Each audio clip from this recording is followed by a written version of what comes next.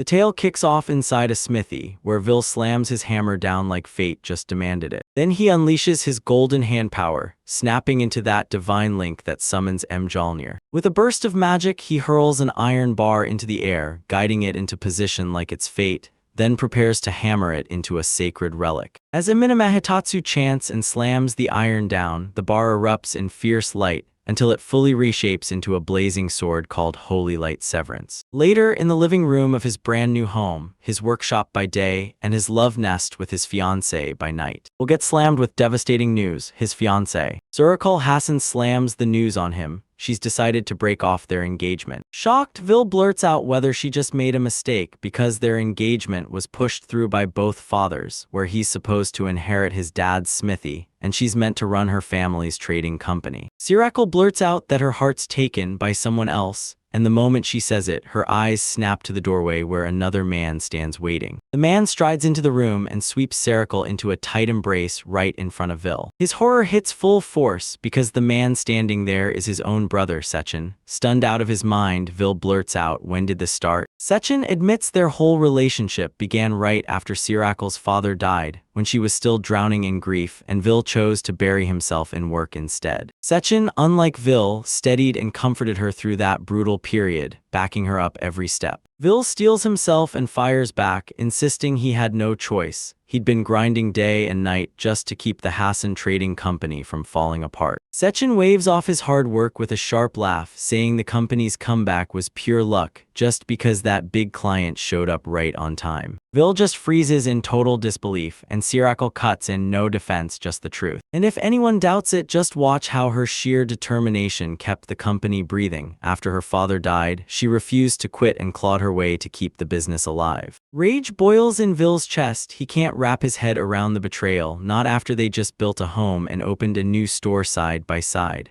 Sechin shoots back with a slick, mocking apology, then orders Vil to get out. He claims the house is finally his, and Surakul, S2, then makes it crystal clear that her ex has no business living under the same roof with them. Curious, Vil blurts out, "Why can't we just live on Sirakul's family estate, since the Hassan company building is hers?" But Sechin refuses flat out, saying he's the head of this household now, and his pride won't let him settle for anything less. Vil freezes, totally confused, and demands, "What are you talking about?" Sechin snaps into action, lays his hand on Surakul's belly, and declares, loud and certain, that she's carrying his child. Rage surges through Vil as he yanks Sechin by the collar and snarls, "Are you serious?" Sechin snaps at him to calm down, warning that he'll scare Surakul. Then Vil finally notices her, cradling her belly like she's protecting a secret. The moment he clicks with the truth, he snaps off that little distraction, pivots to walk out, and spits, "If things are going to be like this, then you can take the house and the store." Right as he reaches the door, Surakul snaps, "Stop," and he fires back, "What do you want now?" She begged him not to walk out, because her company still needs the weapons he's been forging. Sechin cuts in, swearing he'll handle the smithy from now on. Then Surakul immediately tries to push back. But Vil's done listening. He shoves the door open and storms out, saying from this moment on, it all has nothing to do with him. As Vil slips out, Sechin freezes and stares at the door, his mind snapping back to every word his father ever said. Back when he was still a kid, he once blurted out why their father always favored Vil,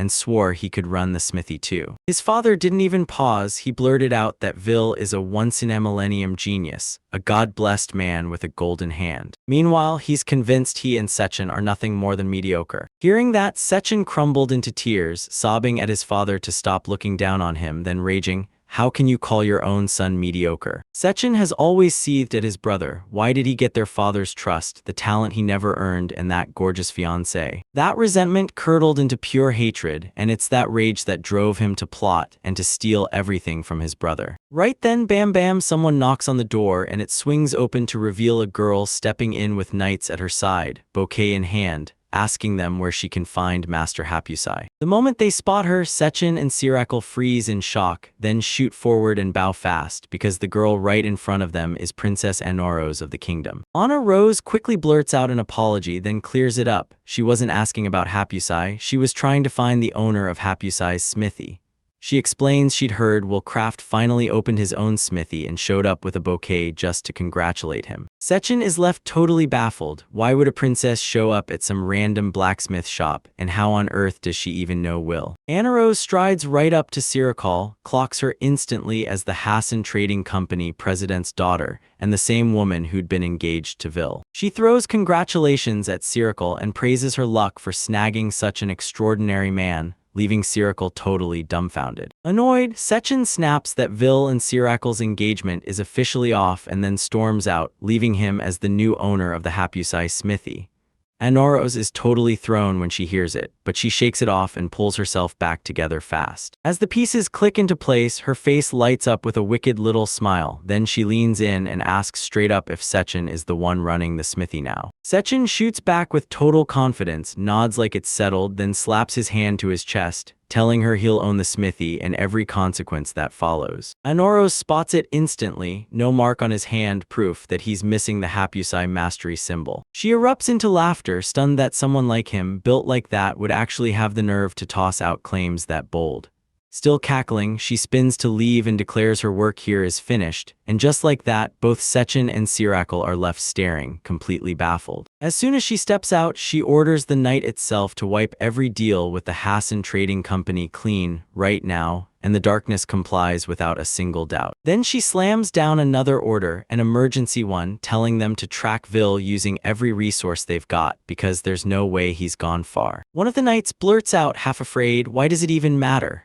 Since Vil's brother is the one running the family smithy now, then Anna Rose whips around and demands of him, so you really know nothing about Hapusai. Meanwhile, Vil lingers at a calm lake, flicking stone after stone across the water while his mind reels from everything that just happened. He's dead set on this, no matter what they do, even if they crawl back begging for forgiveness, he will never return to the capital, not for a second. He fires up his golden hand, then yells for the divine hammer's link Mjolnir. With that glowing circular mark on his hand lighting up and the hammer roaring, he's hit by a flashback back when he was a kid, and he asks his bedridden grandfather, what exactly is a Hapusai? His grandfather leans in and tells him a Hapusai is no ordinary blacksmith. He's got the golden hand, a rare gift that gets passed down through the generations. When Vil presses him for more, the old man finally spills the truth. The golden hand isn't just rare, it blesses a one-of-a-kind crafting skill, and every single Hapusai to ever exist has had one. As he relives it all, Vil snaps a gold coin into the air, smirks, and fires off his skill, Ultra Alchemy, then smashes the coin mid-flight, turning it into a tiny bar of pure gold. Sure, that could bankroll him for years, but he refuses to flood the market, because one wrong move could spark a full-blown economic crisis. Then it hits him, his grandfather once told him that almost every golden hand user only gets one skill. But Vil's a whole different beast. He's got 5 separate crafting powers, making him the only Hapusai ever recorded to carry that kind of strength. Then his grandfather shoves the hammer into his hands and tells him the Hapusai have sharpened their craft for generations to forge divine relics, and now it's his turn.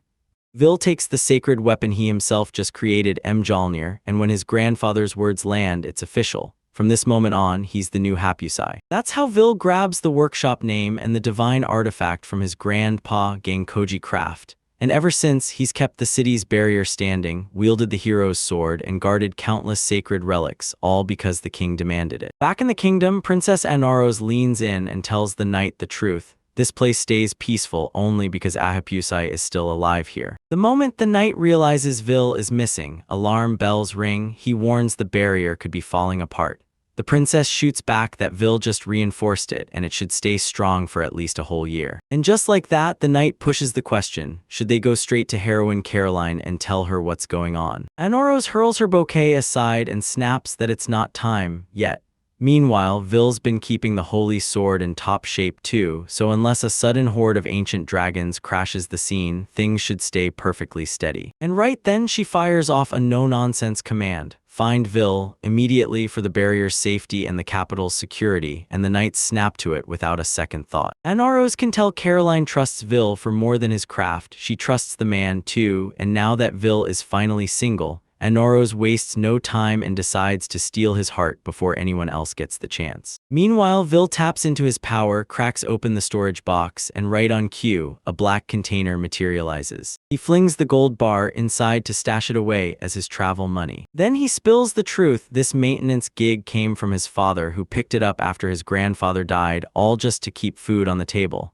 But since maintenance isn't what a hapusai is made for, he's sure Sechin can run the shop instead. From his grandfather, he finally learned the real truth, that a hapusai's purpose doesn't lie where everyone thinks it does. After handing Vil the divine hammer Mjolnir, he leans in and tells him it's only a model, an artifact built to light a fire under Vil and fuel his future work. And with that, he spills his last wish, telling Vil to carry out the hapusai's real mission. Right as Vil's tears spill, his grandfather softly pats his head and, through a trembling, weak voice, tells him he has to forge brand new sacred relics and send them up to the heavens. With those final words torn from his lips, he collapses and dies as Vil screams in crushing sorrow. In that moment, Vil finally gets it: his grandfather's been steering him the whole time. Then he whips a rock up into the air. Then he nails it mid-flight with the divine hammer, shattering it into an SS-ranked drifting teleportation crystal. He grabbed the artifact and shattered the crystal, then barked the command to unleash its teleportation, tossing him straight to a place he'd never seen before. Once the magic hits, he can't help but think, my grandpa's legend lives in me now asterisk, and that thought ignites a plan.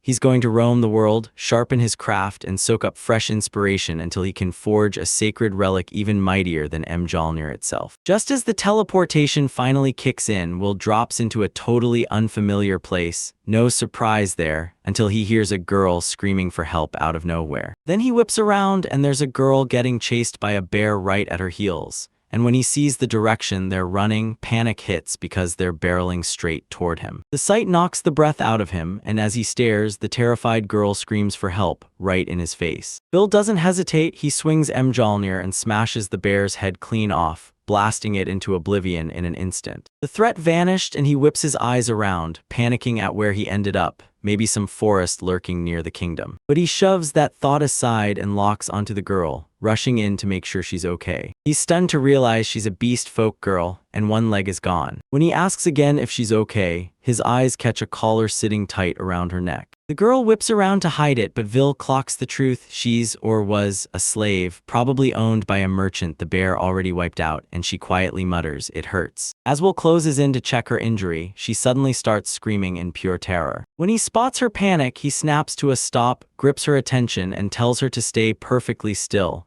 because he can see the fear eating her alive. So he steadies her with his golden hand power, bringing the divine hammer right up to her. At first she hesitates, but the moment the hammer releases that soothing aura, her nerves finally settle. Then, calmer now, Villa tells her straight up he's not here to hurt her. Saying it, he lifts the hammer high and slams the power of asterisk full restoration into action. She brings it down softly on her thigh right where her leg is gone, and the second it lands, she detonates into a scream as her leg fights back, regenerating fast and healing her wounds in a blink.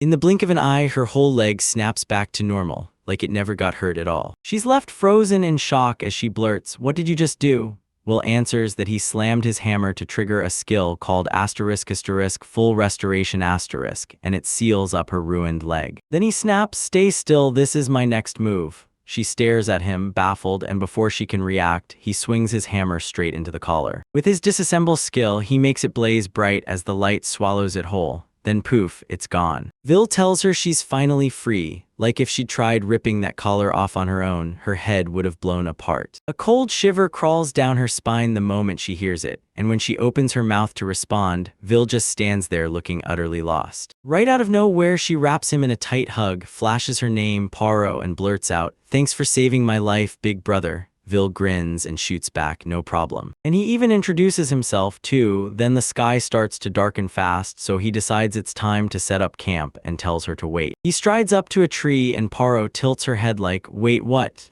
As he studies it up close, then nods, "This one's the right one." He slams his hammer into the tree, firing off the skill transmute, turning wood into a full-on log cabin. The bark ripples, the shape warps, and the whole thing rebuilds itself right before Vil's eyes as he grins, watching the transformation finish. Paro freezes in shock, yelling, "What the heck just happened?"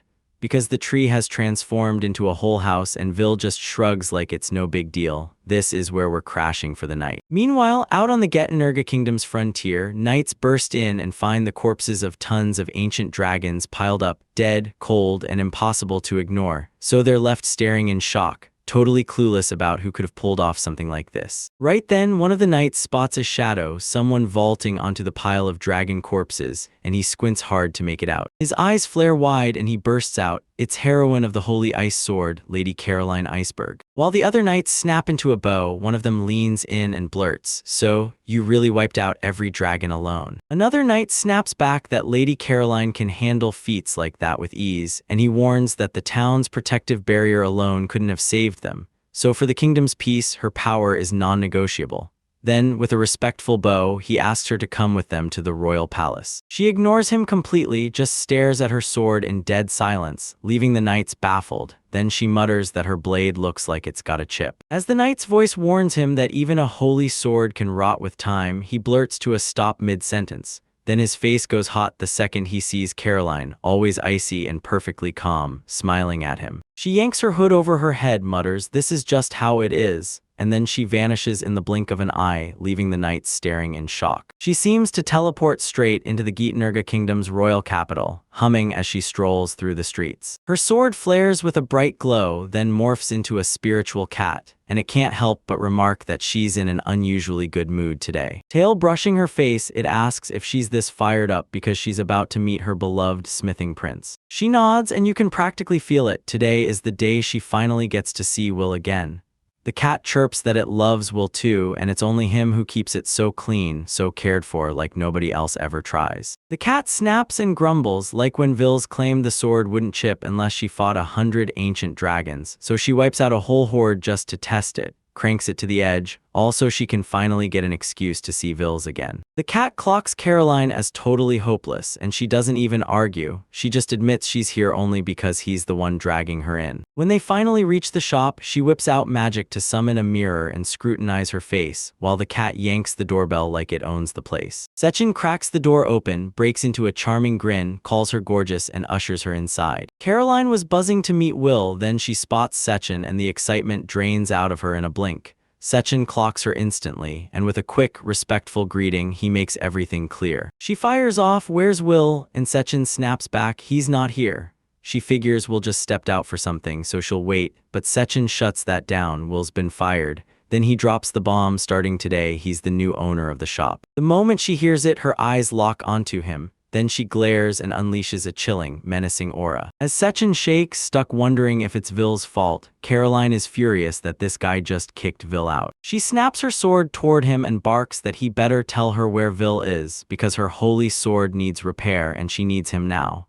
Sechin figures she's just furious since Vil isn't there to save the day. Snatching the moment, he offers to fix the sword for his brother instead. Then Caroline gapes at him like, "Are you really saying that?" Turns out only Caroline and Vil can see the holy sword spirit, the cat. Still, the spirit can't help but wonder if Sechin might be next, since he's Vil's brother after all. Sechin then leans in with total confidence, swears he's got this, and even dares to claim he's way better than his brother. Not buying a single word, Caroline shoves the sword into his hands and fires back, asking if he honestly thinks he can take over her brother's job. Then he grins and swears she should just trust him. Sure, she'll pick him the moment she watches his skill in action. He swears Will only looked special because he was born first, nothing more. And the second he starts forging the sword, he grins at the perfect opening to snatch everything Will cherishes. He can't stand the idea that he'll never match his brother, so he snaps into action, carelessly sharpening his sword, right as the spirit cat screams rip through the air with unbearable pain. But because Sechin can't see it, he just keeps grinding the blade harder and rougher, while the cat's rage keeps rising, snarling at him to stop. Unable to take it anymore, the sword spirit snaps and erupts with a murderous aura, its face twisting into something monstrous. Terrified, Sechin grips his arm, convinced it's about to snap under the pressure. Then something happens just then. Caroline shoots her hand out and the sword rockets into her grip. She's stunned by how effortlessly his anger snapped it to life. The spirit cat snaps at her that Sechin didn't even hear it. He was just fooling around, doing whatever he wanted, no rules, no respect.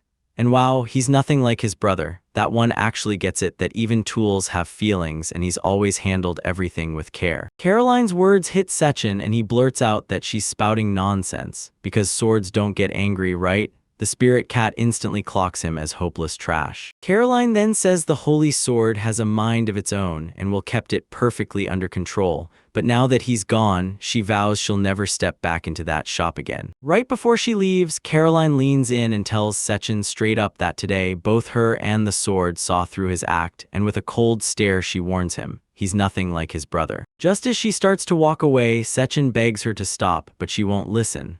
Right then, Sirikal swings back into the shop and spots Caroline heading out. Still reeling from her sudden appearance, Sirikal freezes when Sechin yells from behind, begging hard for one more chance. Then he drops to the ground, swearing he's better than his brother, leaving Sirikal even more stunned and lost for words. Her confusion snaps into shock the moment she spots the shop in total chaos, and she shoots Sechin a furious, "What the hell happened here?" Sechin's voice shakes as he blurts that somehow he's managed to piss off Lady Caroline, because she swore she'd never step foot back in this shop. He tries to calm her down, promising that even if the heroine never returns, other customers will always show up. But that excuse only makes Sirikal snap even harder. With a snap of her fingers, she fires off, calling him an idiot, then hits him with the truth. If Lady Caroline despises them, the whole kingdom will, and they're done for. Sechin's eyes go wild, she snaps and yells for her to shut up, but she fires back instantly, telling him to quit screaming and start fixing the mess fast. Right then, a man bursts in at the shop entrance and calls Sir Cal, President, slamming the news that the royal family has cancelled their order. Still stuck in the heat of the fight, she blurts out that she already knows, then snaps that he should leave. But then everything stalls, she and Sechin both freeze, slowly swiveling toward each other, like neither of them can believe what they just heard. Then both of them shoot the same question: who the heck cancelled their orders? Meanwhile, deep in the jungle at the treehouse Vil built, Poro is totally blown away. This place is stacked with a hot bath, mouth-watering meals, cozy clothes, and even a plush, soft mattress. Stunned by it all, she fires off a question: "Are you some kind of magician?"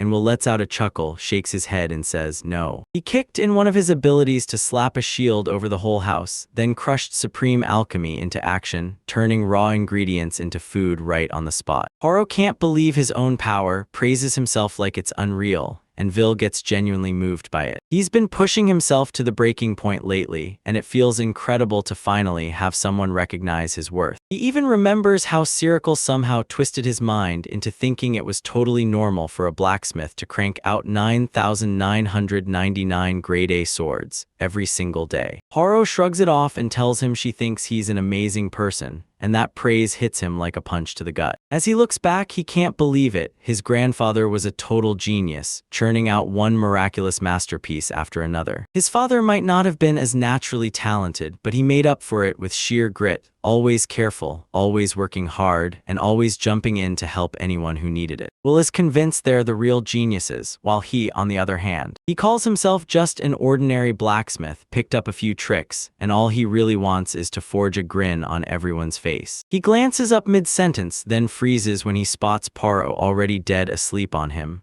A wave of embarrassment hits and he blurts out like, "How do you just fall asleep on me like that?" Still, he can't help smiling. She looks so at ease, like she's finally home, and that fast fall into sleep screams just how wrecked she must be. So with a gentle grin, he decides to crash too. And just like that, the two of them are trapped, spending the whole night in this terrifying jungle, until Vil wakes up. He stretches, grins, and calls out a casual good morning to Poro. Then, when she doesn't answer, he assumes she's still dead asleep and strides right over to her bed to wake her up. But he's left completely stunned, because when he looks up, the person there isn't who he expected at all. An older girl, unfamiliar and breathtakingly beautiful, lying in that spot instead. Baffled, he can't stop wondering who this woman really is until he spots the ears and tail, and a wild, impossible idea hits him like lightning. Right as he's trying to wrap his head around it, the girl pops her eyes open, beams good morning, and calls him big brother, just like Poro does. With a jolt, Vil realizes she's not just pretending, she really is Poro, and before the shock can settle, she blurts out, "How did you change so suddenly?" When Poro looks at herself, she blurts out that she's been through an evolution. A few moments later, right as they step out of the treehouse, Will snaps at her to slow down. She's moving way too fast. She stops right there, beams at him, and thanks him for the clothes he made, because they feel so comfy she can move like she's made for anything. Curious, Will blurts out what evolution even means, and Poro explains it. When a monster gulps in enough mana, it can level up into a higher tier species, and because she's got monster blood running through her as a beast folk, that power hits her too. Turns out the food that she cooked last night was packed with mana, and that single bite sent her transformation into full overdrive. Vil drops everything and asks, "So, you're still coming after me?" She fires back, "Does my presence really bug you?" He shoots back instantly, "No way," and the second he says it, her face lights up. She confesses she has nowhere else to go. A quick blush creeps in as she admits she wants to stay right by his side. And when Vil sees that look on her, he realizes it's not just her appearance that's changed. Then, out of nowhere, she leans in and whispers that they could make a few kittens, totally blindsiding him. Flustered beyond control, he bolts off, yelling that he's not ready to be a dad, while Poro barrels after him, demanding he slow down. He slams to a sudden stop when his feet splash into water, and Poro freaks out too, because a village should be here, but all they find is endless swamp water. Vil snaps his head around and spots a sign ahead, "Dead End," and the name hits him like a warning, like that village is cursed. They follow the sign's pull, slog deeper into the swamp, and finally stumble onto a lake. Vil's mind is already screaming,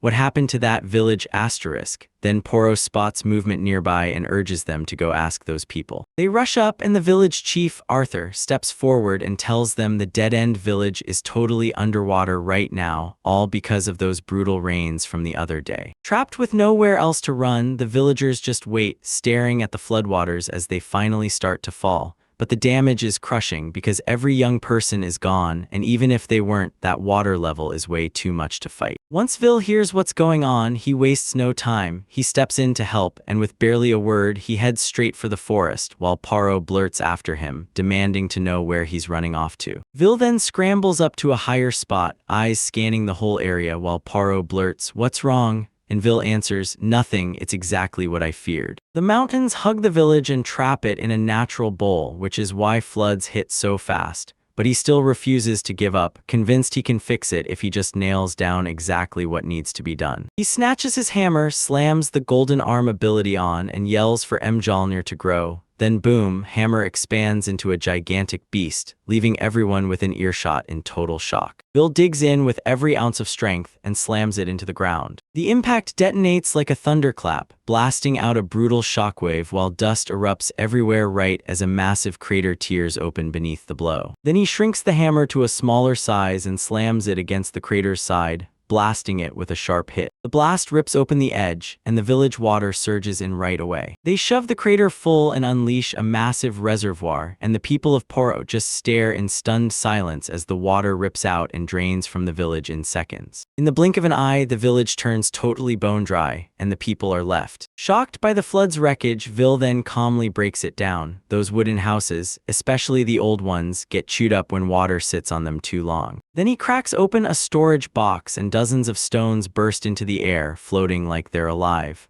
The village chief stares, baffled, and demands what he's planning to do with them, but Vil just keeps quiet. Then he unleashes his golden hand power, drops his fist to the ground, and fires off his full restoration and creation abilities in one brutal burst. Right away, the shattered wooden parts start knitting back together, and those floating stones twist into bricks that click and stack themselves into stronger, solid walls. Just like that, the whole village springs back, rebuilt from the ground up, stronger than ever and fully upgraded. The villagers erupt in cheers and sprint inside to gawk at the upgrades. Then the village chief, blown away by the build, leans in and demands if Vil is some legendary mage. A few seconds later, Vil and Poro are ushered into the chief's home, and every single villager bows low, thanking them like it's everything. Vil steps forward with a humble shrug, tells them there's nothing to worry about, and explains that the golden hand ability made the whole job laughably easy. The chief refuses to let him walk away empty-handed, insisting nobody can rest easy until the debt is paid,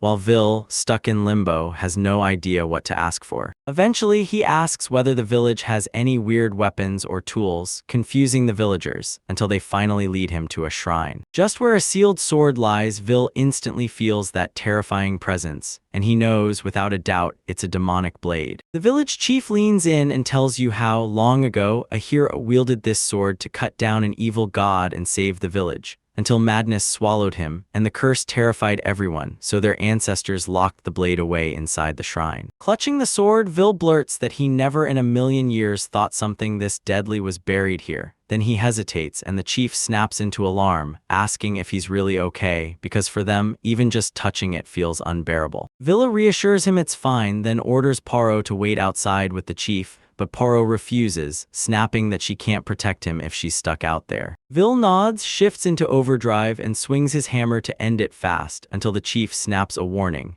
That same sword was once in the hands of a terrifying witch. But Will stays stone calm, snaps his decomposition skill into action, and hammers the sword. Wham! The bead-like restraints holding the seal just instantly explode into shattered pieces. While the village chief reels in shock, Vil quickly draws a rusty, blood-stained sword and grips it with careful control. He talks to it softly, telling it, "You had to suffer, abandoned, sealed away, and left to rot under rust and old blood for all this time." Dazed, the village chief demands who he's talking to, and Bill stays cool as he says, "If you think like the sword, you'll hear its voice too." Then a shadowy aura starts seeping out of the blade. Poirot panics and lunges for Vil, but the village chief yanks her back, warning her to stay far away. Right then, Vil feels it too. The sword's curse doesn't just bite, it's meant to grind the wielder's mind into madness. The aura twists into a full-blown spirit, oozing pure menace. He reels back, stunned as he blurts, "What the hell is this?" But it turns out only he can actually see the spirit. Poirot's totally lost, blurting out what's happening, while the village chief stays cool and asks Vil if he's seeing the sword's spirit. The chief leans in and tells Poirot some people can actually spot the spirit trapped inside a sword, and this one's crawling with a demonic presence. Vil swears the curse inside is pure evil, because weapons are supposed to serve the hands that grip them, not spit them out. But this blade is cursed to reject anyone who tries to wield it. Then the village chief grabs him by the moment and tells him to drop it, because this is turning deadly fast. But Vil refuses because this weapon breaks his heart. Shunned, locked away, and treated like a curse that brings madness, even. Now he can hear it sickeningly desperate, begging for salvation with every painful breath. Then he slams his golden hand to life and announces, "I'm a blacksmith. My job is to repair your tools." He pledges to repair that blade, then names it Yazora. With his divine refinement skill blazing, he drives the blade down, wham, and a surge of aura rips upward into the sky. In the glittering heart of the Gate Negra kingdom, Caroline keeps hunting for Vil, but the capital swallows every lead and she still finds nothing. Suddenly, the sword spirit near her senses something and whips around. Caroline catches it, panics, and blurts, "What's wrong, Corey?" Corey fixed his eyes on the far-off pillar of light and said, breathless, "So a brand new holy sword has finally been born." Back in the village, when Vil finally drives the last hammer strike, the cursed sword snaps to life, glowing bright as it starts to hum with. As it transforms, its form morphs into a sleek katana, its spirit now reborn with a new name,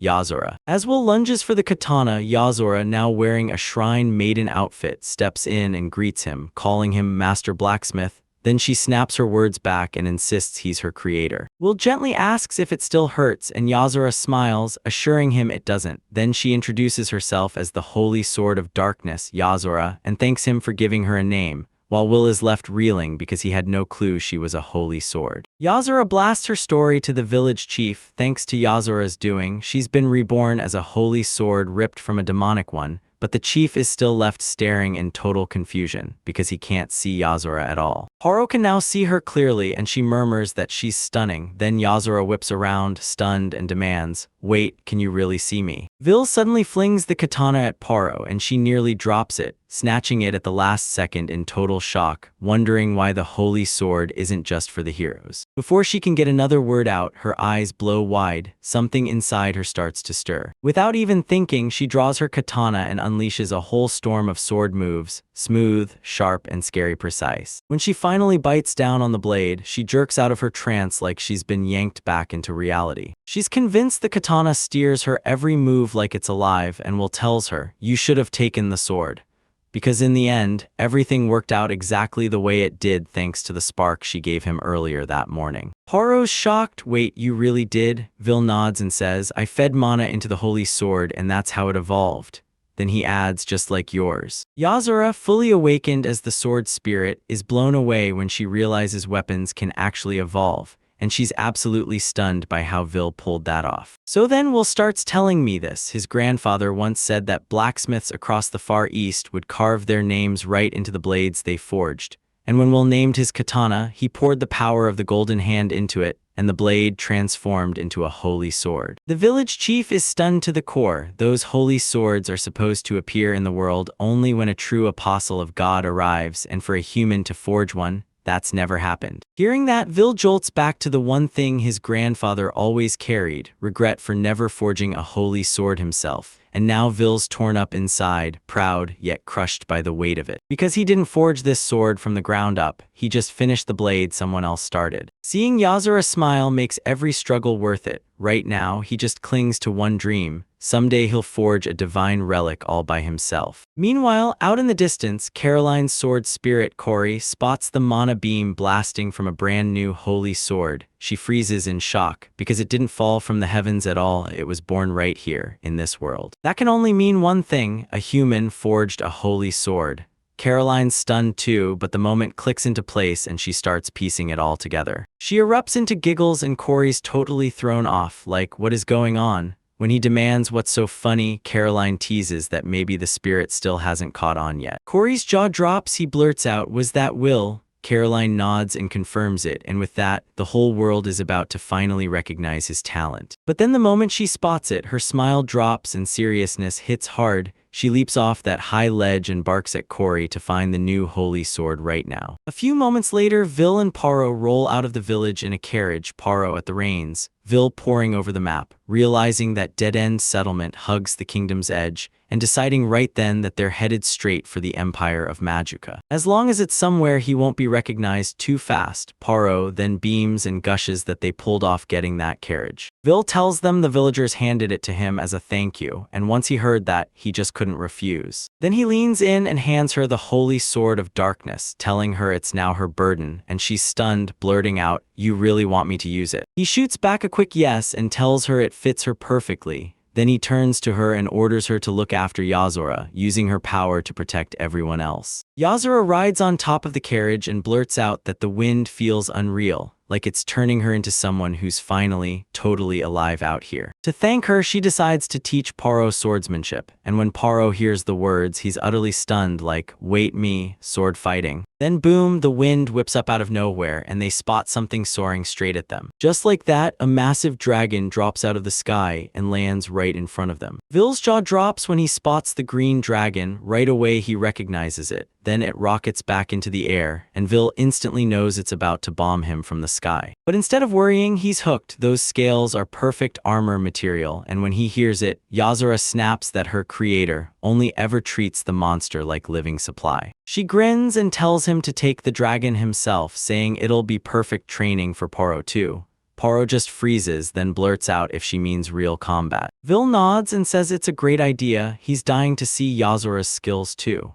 Then the dragon flips through the air and dives straight for them, and Yasura yells at Paro to get ready. Both of them rocket toward the dragon as it cranks up a lethal blaze in its mouth, primed to blast fire straight at their faces. As Vil watches from below, Paro's nerves spike and she slowly draws her sword, shaking the whole way. Eyes shut tight, she lunges and snaps her strike into the dragon's neck, thinking she just landed the game-changing blow. Then she calls out to Vil to look, and the moment she sees it, her heart drops. The cut isn't deep enough. Then the dragon whips around and charges back, its mouth blazing with flame. With Yasura's power lifting her off the ground, panic crashes through her. She has no idea what to do until Yasura calmly tells her to breathe and settle down. She grips her hands over the sword, urging her to trust the blade, because if she does, it'll latch onto her heart and feel like it was always meant for her. Yasura grabs her attention and begs her to open her eyes, because even in the darkest despair, she has to snatch that tiny flicker of hope and hold on. Yasura's words hit like a spark, clearing Poro's head. Then she snaps her eyes open, spots the exact opening, and Yasura promises, whisper close, that she'll be right beside her. The dragon blasts them with a roaring wall of fire, and Poro barrels straight through those flames like he's fearless. With one sharp, decisive slash, he cleanly severs the dragon's head. She slams down with the dragon, but somehow she hits the ground without a scratch. Paro can barely contain herself. She bolts over to Vil, yelling that she finally pulled it off. Vil beams and praises her, saying she did an amazing job. Yozora yells that Poro couldn't even tap 1% of her real power and still missed her chance to drop the dragon with one single strike. Poro's smile slips when she realizes no matter how Yozora guided her, she's still a brand new sword beginner, and as Vilpats hovers on her head, he smugly goes, "Not half bad for your first fight." Then he whips around to Yozora and demands what she thinks. She just nods and Poro lights up again, grinning like a star. Meanwhile, deep in the jungle, Cory snatches Caroline's pace and tells her to slow down. There's zero reason to rush. Caroline shoots back, saying one holy sword is strong enough to drop a whole nation to its knees. So if the other countries learn Vil exists, she demands, what do you think happens next? Cory's stunned because they realize their unchecked greed could spark a full-out war over Vil at any moment, so before the world even finds out what Vil can do. Caroline is plotting to pop the question to him before anyone else can, and the choice leaves him absolutely stunned. Cory blurts out whether she's serious, and if she is, why now? Caroline, cheeks burning, explains that the moment word gets out Vil is a godly blacksmith who can forge a holy sword. Women from everywhere will come at him in non-stop waves with marriage proposals. She refuses to let it happen and snaps, "Cory, how far is the holy sword?" Cory says it's near the dead-end village right at the kingdom's edge, and that it's dangerously close to the Madoka Empire border. When she hears it, Carolina slams to a halt, frozen in shock, because in the Madoka Empire, that person is the hero everyone worships. Right in the middle of it all, Vil and the crew jerk around as a thunderclap slams the air. Then they stare up to watch dark clouds roll in and lightning snaps across them, and right as Poro blurts, "What's going on?" a blinding bolt of lightning slams into the ground right in front of them, and the flash washes everything white. Will's brain snaps into action, and he instantly thinks that has to be her, right? When the dust finally thins, a dark-skinned girl steps out, eye patch on, whip in hand, and lightning rips around her as she screams, calling Vil her master, declaring she's found him at last. She blurts that it's been ages, then she calls him Master Vil all over again. Poro's thrown into panic and confusion, and he snaps, "Who the hell are you? And why are you acting like Vil is your master?" Right on cue, the eye patch girl pops up behind Poro and sneers, basically telling him she doesn't believe some beast girl could ever protect her master. As she stalks in for the attack and taunts Poro, asking if he can keep up, Poro snaps around and swings first, and Vil screams at them to stop. But just as the eye patch girl is about to swing, Poro lunges first, and to her shock, the girl snaps her whip up and blocks it like it's nothing. Poro freezes because the hit is so brutal the whip barely flexes and her sword actually trembles on impact. She shoots back, demanding to know what kind of weapon this even is, and the eye patch girl smirks as she taunts, asking if Poro honestly thinks it's nothing more than a whip. When she starts whipping the air, the blade crackles with lightning and she swings it right in front of her partner, revealing the holy sword of lightning. Thunderthorn, and Poro goes wide-eyed, realizing it isn't just power, it's a holy sword too. While Caroline just stands there, frozen in place, Cory blurts that the holy sword of lightning has finally found Vil. Cory tells you the truth, there are only 6 holy swords in the entire world, and every single one is wielded by a woman called a battle maiden. Caroline points out that the girl with the eye patch is one of them, Laquia, the lightning heroine, who swings that mighty thunderthorn like a weapon. The second Caroline makes contact with Will, she explodes into a full sprint, screaming that if that dirty tramp tries to seduce him, she'll kill her, while Cory panics and pleads for her to hurry up. While Laquia keeps battling Poro, she snaps her whip around his leg and yanks it tight, like she's got him locked in place. Laquia bursts into laughter and declares she hooked her like a fish on a line. Poro fights to wiggle her leg free, whips out a strike, only for that whip to shrug it off like nothing, leaving her attack with zero effect. Laquia sees it and bursts into mocking laughter like, "So you've got a holy sword, yet you can't even slice through a whip." Laquia yanks the whip free from Poro's leg and snaps that she doesn't go around bullying kids, then, bam, she starts crackling lightning out of that whip. And he flings it straight at Poro, barking that she should leave it to the adults, right as that lightning is about to slam into her. She's totally helpless out in midair, then Vil snaps into action and his almighty refinement kicks on, slamming an air shield around her. Lightning slammed into the shield, ricocheted, and blasted a nearby mountain so hard it vanished in an instant, leaving Yozora utterly stunned. With everything finally in place, Vil quickly reaches out and catches Poro as she drops, right before she can hit the ground. He rushes in to apologize, swearing he never should have left her to fight alone, because her opponent is brutally, unbelievably strong. Lakia snaps her whip into the ground and roars that Paro is too weak to be Vil's wife, so she won't accept it, while Vil scrambles to explain that Paro isn't like that. Lakia leans in and asks, "Do you remember our deal? Because if she wins, he's not backing out, he'll claim her as his bride." That totally leaves Paro stunned and Will blurts out, "Do I really have to put up with the jokes all the time?"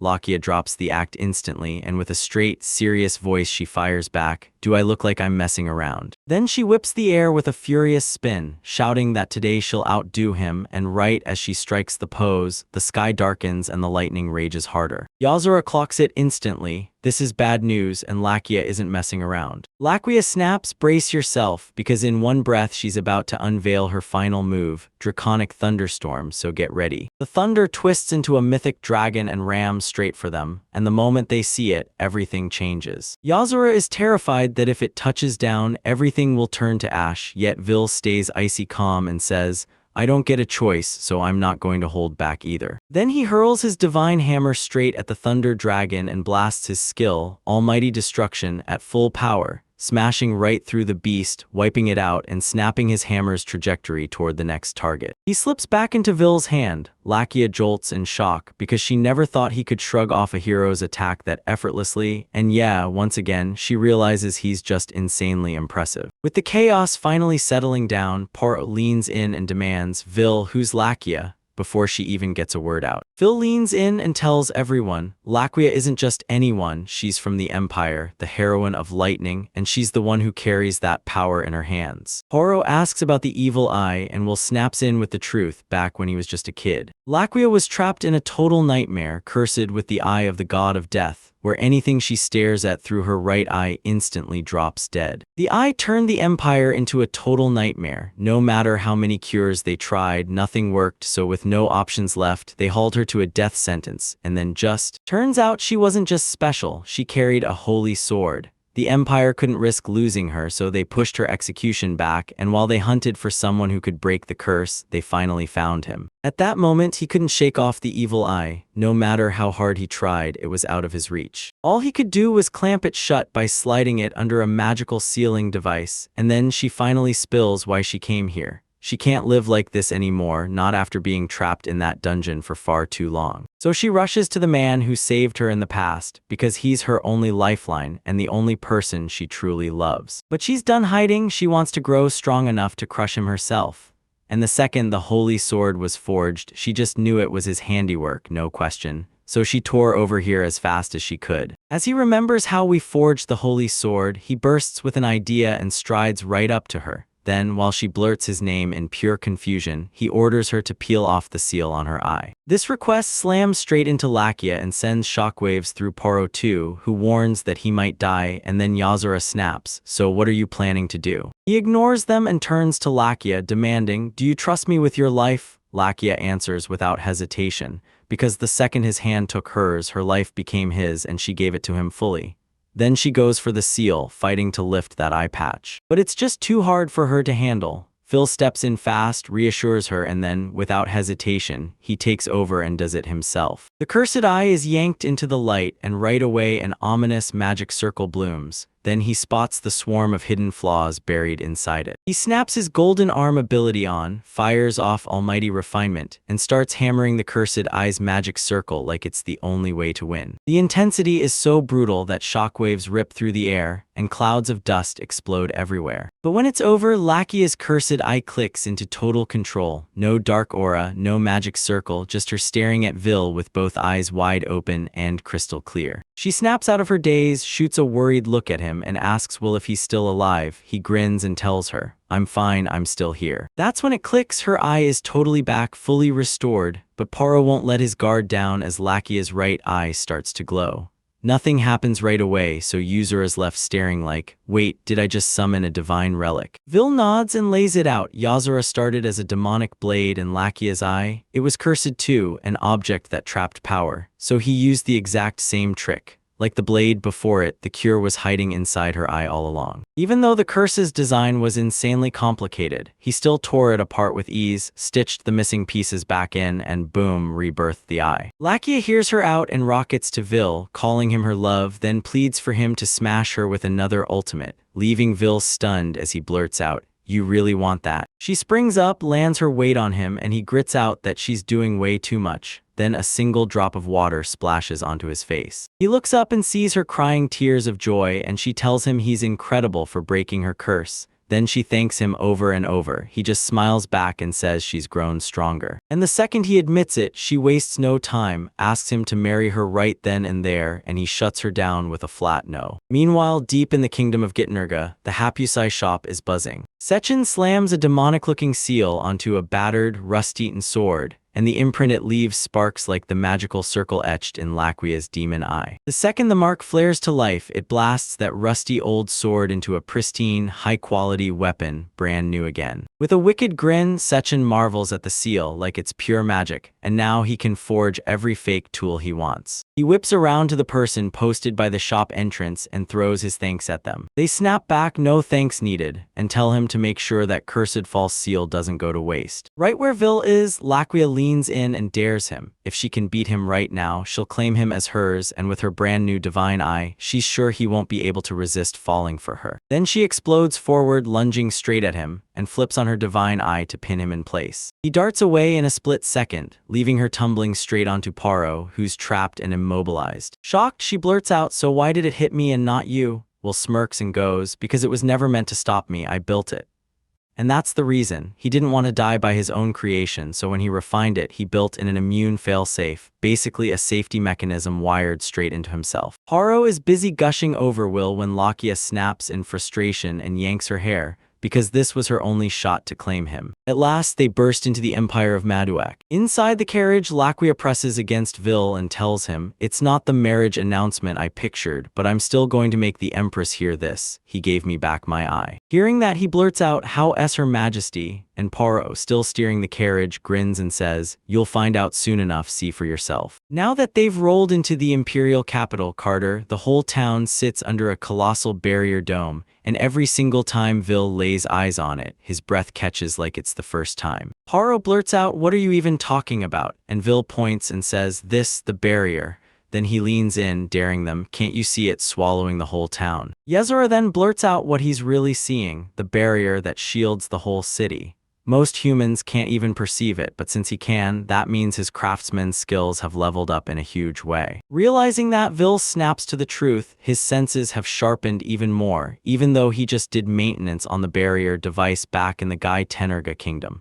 And this time, he's finally seeing the barrier up close for the very first time. Laqua drags him straight to the imperial palace, and there, an old woman lounges on a cushioned she like she's been waiting for him. Laqua bows to her and calls her Your Majesty, then announces that she's back. Poro's jaw drops when he finds out the Empire's ruler is a woman, and Laqua fires back that here they worship strength above everything, no matter what gender you are. She tells them that when the Empire hit a deadly crisis, Her Majesty Artemis personally took charge and led her own private army to save the nation, earning the Empire's recognition. Empress Artemis meets Vil and blurts, "It's been forever," and when he bows back, he murmurs that it truly feels like a lifetime has slipped by. That wild back-and-forth rattles Paro so hard he blurts out, "Do you two know each other?" Laqua answers fast, "Empress Artemis was the one who originally begged Vil to lift her curse." In a barely there voice, Artemis thanks Vil for rushing back to Laquia's aid, then winces and apologizes. She's in a terrible state. Poro spots it and blurts, "Are you sick?" Laqua nods and snaps the truth into the air. Her lungs are ruined, and the coughing will only get worse, no matter how advanced the Empire's medical tech is. Artemis adds what everyone's been dreading, she's got very little time left. Will snaps that it won't happen, convinced she's strong enough to bounce back, until Artemis shakes her head softly and admits there's no saving her. Her body is shutting down, and even the doctors have warned her time is almost gone. But putting all that behind them, she finally gets to thank him before the last of it's over, and now she can rest.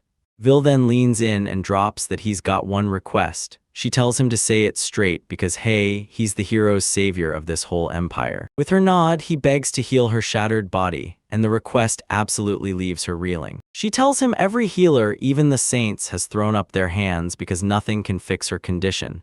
And then she fires off one more jab. He's a blacksmith, so he should know the truth. Things can be repaired, but people can't. Vil nods and says, sure, I can stitch you back up and even replace missing parts, but I can't cure an illness. That's beyond me. Since she insisted her body wasn't sick but breaking apart, he grabbed the chance and asked her to let him repair the damage. Lakia nods and tells Artemis Vil is seriously remarkable, almost divine, so yeah, it's absolutely worth going for. She finally gives in, hands him her trust for what he did for Lakia earlier, because she's willing to let him help with her blessing. Will snaps his golden arm back into action, lets full restoration flood through him, and then drives his hammer straight into her chest. As the restoration kicks in, her body suddenly flares with a glowing light and she lifts off the ground. Then a blinding radiant aura sweeps over her until she's basically a floating ball of light. Lakia and Paro stare in stunned silence as a single beam ignites with 7 merged colors, lighting up everything around them. Then bang, a man rockets into the room, sprinting to warn the Empress that something's gone horribly wrong, but when he spots what's happening, he grips the sword and demands to know what they've done to Her Majesty. Then Lakia snaps in fast, calling him General Adrak, telling him these folks are the Empress's guests, and that Her Majesty is getting treatment right now before she asks what the emergency is. Adrak screams that the barrier device has failed, and then, right on cue, demonic insects swarm toward the imperial capital like a living nightmare. The news slams into her heart, but Vil just stands there, watching everything in grim silence. They spill out onto the balcony, and there it is, a colossal swarm of insect monsters barreling straight toward them. Good news, every citizen has been crammed into the imperial palace, but the doors can't hold forever, and the enemy numbers are piling up like a nightmare you can't wake from. Lakia snaps an order Adrak, get the citizens out now, while she charges the monsters head-on, but Adrak cuts in fast and tells her she can't do it. Right as demonic insects start chewing through the shattered barrier, she snaps at him to fix it. Then he answers. He tells her the engineers who run it are out of the Empire right now, so when it looks totally hopeless, Vil steps up and declares, "Don't worry, I'll fix the barrier myself." He strides to the balcony edge. Adrak lunges after him, demanding, "What are you doing?" Vil slams his golden arm to life, and that sudden flash makes Adrak stumble back, wide-eyed with shock. As Will studies the barrier, he spots a magic circle right at its heart, one that matches the twisted design from the evil eye in Lakia, so he lunges straight for it. The barrier finally shatters wide open, and one of the insect monsters nearly bursts through first, with the rest crawling right behind it. But before they can even step inside, Vil smashes the barrier with pure, almighty finesse. It lit up so bright it felt unreal, and with a full restore, it completely stunned everyone. Vil touches down safely and grins, because that barrier's brutal light will cook those bugs before they can last. And just like he'd predicted, the insect monsters started to disappear, until Adrax was left completely stunned. Vil then lets him in on the real upgrade. He turned the barrier into a self-sustaining fortress, and the second a monster touches it, it gets instantly disintegrated. Vil adds that the layer he fixed looked wrecked from the inside, and the second Adrak hears it, he snaps, calling Vil a liar and swearing that nobody can actually see the barrier. Vil ignores him and keeps going, saying that if the barrier were just naturally wearing out, it wouldn't collapse in one clean, total breakdown. So that means it wasn't fate, it was sabotage. Then he jabs at the fact that Adrak is sweating like crazy, which is weird as hell, especially since he never once accused him straight out. Right then, a voice booming from the palace hall cuts through everything. How shameless! Every single person snaps their heads toward it, and the shock hits hard as they realize who's speaking. It's Artemis, but she looks so damn young that nobody, not even Vil, clocks who she really is at first. Spotting the crown sitting on her head, Adrak snaps that he wants to know where the Empress is, yet Artemis stays cool and asks if he still hasn't figured it out. Then she declares loud and clear, "I'm the Empress, Artemis, ruler of the Empire." Horo and Lakia are totally stunned, but Vil is still completely lost. Then one of the knights blurts out, "What happened to your body?" And Artemis shoots back that Vil rebuilt her, so she's sure this crazy rejuvenation is just a side effect of the repairs. Vil hears it and freezes. Her body didn't just recover, it got rewritten, with most of her cells replaced by brand new ones. The moment they witness it, the citizens gasp like they've just seen a miracle, and they erupt into chants. "Long live Her Majesty Artemis." Then she snaps at the knights to seize General Adrak and chuck him straight into the dungeon. Right as the knights try to grab him, Adrax barrels through them and shoves them away, and rips open his suit, unleashing a whole stash of explosives, and then he bellows, "Glory to the 7 powers," as he scrambles to fire them up. But just before the explosion can even happen, Artemis rockets forward and kicks him hard, and a Drac gets blasted into the air, flying off like a cannon shot. Artemis thunders that anyone who dares to touch this empire will get zero mercy from the Empress. And right there in midair, he detonates, then his story cuts off for good. The crowd goes wild, roaring her name and shouting, "All hail Her Majesty Artemis." Once the dust settled, Artemis spun toward Vil and asked, "How could I ever repay you?" Vil only grinned softly and said, "Your smile is payment enough." Because that's exactly what he wants, Artemis shoots him a real smile and blushes a little to match. Horo watches and blurts out that Laquia is seriously popular. Laquia nods and adds that Artemis still hasn't snagged a husband, so Poro can't believe it and asks if that means Artemis is their rival too. Laquia wastes no time. Yeah, they're going to take her on together, and Poro immediately agrees. Vil pushes the rest aside and fixates on Adrex's final words. What did he mean by the 7 powers, and who the heck are they? Meanwhile, in the Gatenerga Kingdom's capital, inside the Hassan Company building, Sirikal is boiling with frustration, because ever since the royal family severed ties with her, the nobles have quickly followed their lead. This is so bad that if she slips up and loses even one more major client, her whole company is done for. Lost in her thoughts, she hears a knock at the door, then snaps with agitation, yelling, "Who are you? What do you want, and why are you bothering me?" The door swings open, and there she stands, leaving Sirikal completely speechless, because it's none other than the guildmaster herself. Sirikal blurts out a quick apology for her earlier behavior, while her mind races. Why is an S-rank master from the Adventurers Guild showing up right now? The guildmaster waves it off like it's nothing, then gushes about how truly grateful she is for that magnificent sword she bought the other day. Sirikal hears that and snaps her pride into place. She remembers it's one of Vil's creations, and she proudly declares she's honored to serve. The guild master keeps talking, gushing that the sword left her in awe, so she ordered 50 more for the guild on the spot. With a snap of her hand, she conjures magic and summons a crate packed with swords. Then she kicks it wide open and yanks one out like it's fate. Seeing it, Sirikal lights up with pure pride, tells them she poured her heart and soul into forging those blades, then asks if the swords truly live up to her expectations, and the guild leader lifts the sword high, staring at its beauty like it's priceless. But then she notices something's wrong. The blade's edge feels off, so she flings the sword up, grabs the sword in her own hand, and reveals the blade was crafted by Vil. He rams the falling blade and chops it clean in two, then Sirikal's breath catches in pure shock as she drops to the ground.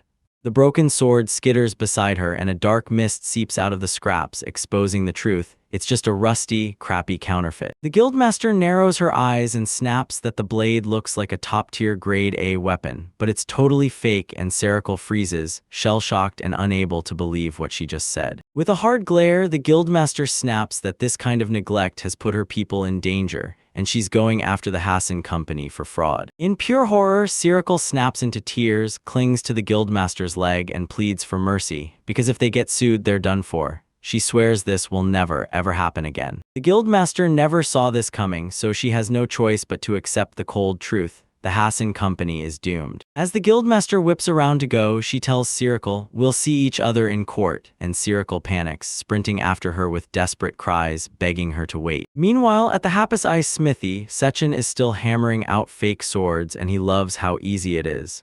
One fake seal stamp on a cheap blade, and suddenly it screams valuable. He's sure he can buy junk swords, slap the seal on them, and flip them for insane prices right then. Then, just as his mind starts racing, Sirikal barges in out of nowhere and hurls the shattered sword at him, demanding answers. Startled, Sechin snaps, "What are you talking about?" Then he realizes the sword is one of his, and when he starts muttering under his breath, Sirikal blurts out, worried, "Wait, are all the blades you've been making just fakes?" She snaps the truth to him. Because of his sheer stupidity, the entire Adventurers Guild is now coming after them with a lawsuit. Sechin tries to play it cool, insisting they can just crank out more sales and rake in even bigger profits, and that people only obsess over appearances now, not quality. Sirikal explodes with fury, demanding to know if Sechin's completely lost his mind. She snaps, asking if quality means nothing to him as long as the product still sells, then blasts his actions as an insult to every blacksmith in the world. Trying to knock sense into him, she snaps that cutting corners will drive every customer straight out the door, and once he still won't get it, she finally blurts, "Are you really that clueless? Did you come in with crap for brains?" Then she dares him if he really thinks he's better than Will, he only has to do one thing, forge a single A-grade sword, just one. But when he stalls on his answer, Circle finally sees the truth. He can't back it up. All that talk and nothing to show, and now, because of it, they're seconds away from losing everything. In that exact moment it clicks, she finally sees what she'd been missing the whole time.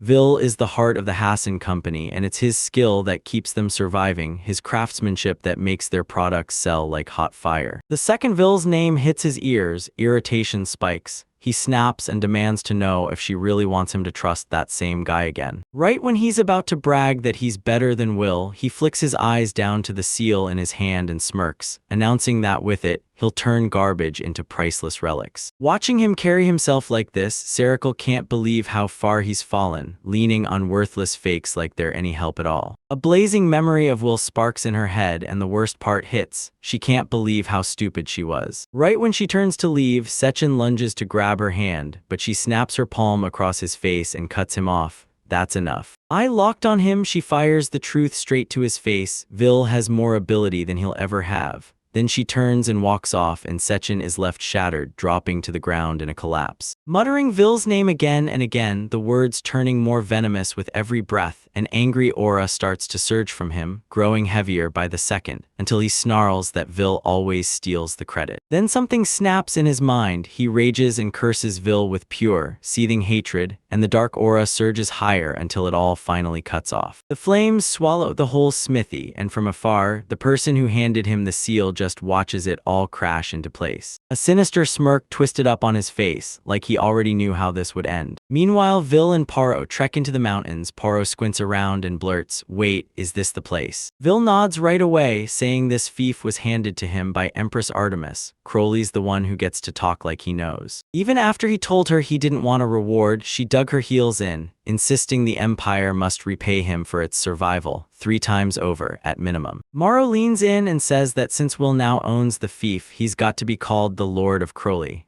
Then Will shoots back that the title feels way too heavy, so she should just stick to Will. But most of all, he's thrilled the land has a mine, and thank his lucky stars, the Empress is already planning to send people to run the estate. That gives him all the time he needs to roam the mine and kick off his workshop. Then Poro spots a village far out and urges them to hit it first. Moments later, they stumble into the village and it's dead silent, like the whole place vanished overnight, with no soul anywhere, leaving Vil completely baffled. As they stride through the village, a blood-curdling scream erupts and a panicked stranger barrels straight toward them. Turns out that person is a girl. She trips and crashes to the ground while running for her life, eyes wide with pure terror as some huge shadow looms over her. It's a scaly, lizard-like monster that's been hot on her heels, and now it's closing in, seconds from striking. Will unleashes his almighty air prison, snapping it shut just in time and barely scraping the girl out of disaster. With the creature trapped and helpless, Poro bolts in and finishes the job, declaring that hurting a young girl is utterly unforgivable. Just as she's about to swing, the girl snaps into panic. She pleads with Poro to stop, begging her not to hurt her grandfather. Poro snaps her attack to a stop, then shoots Will a look, because he's just as baffled as she is. Poro rushes over, introduces Vil to the girl, and drops the bombshell that he's the new Lord of Crowley,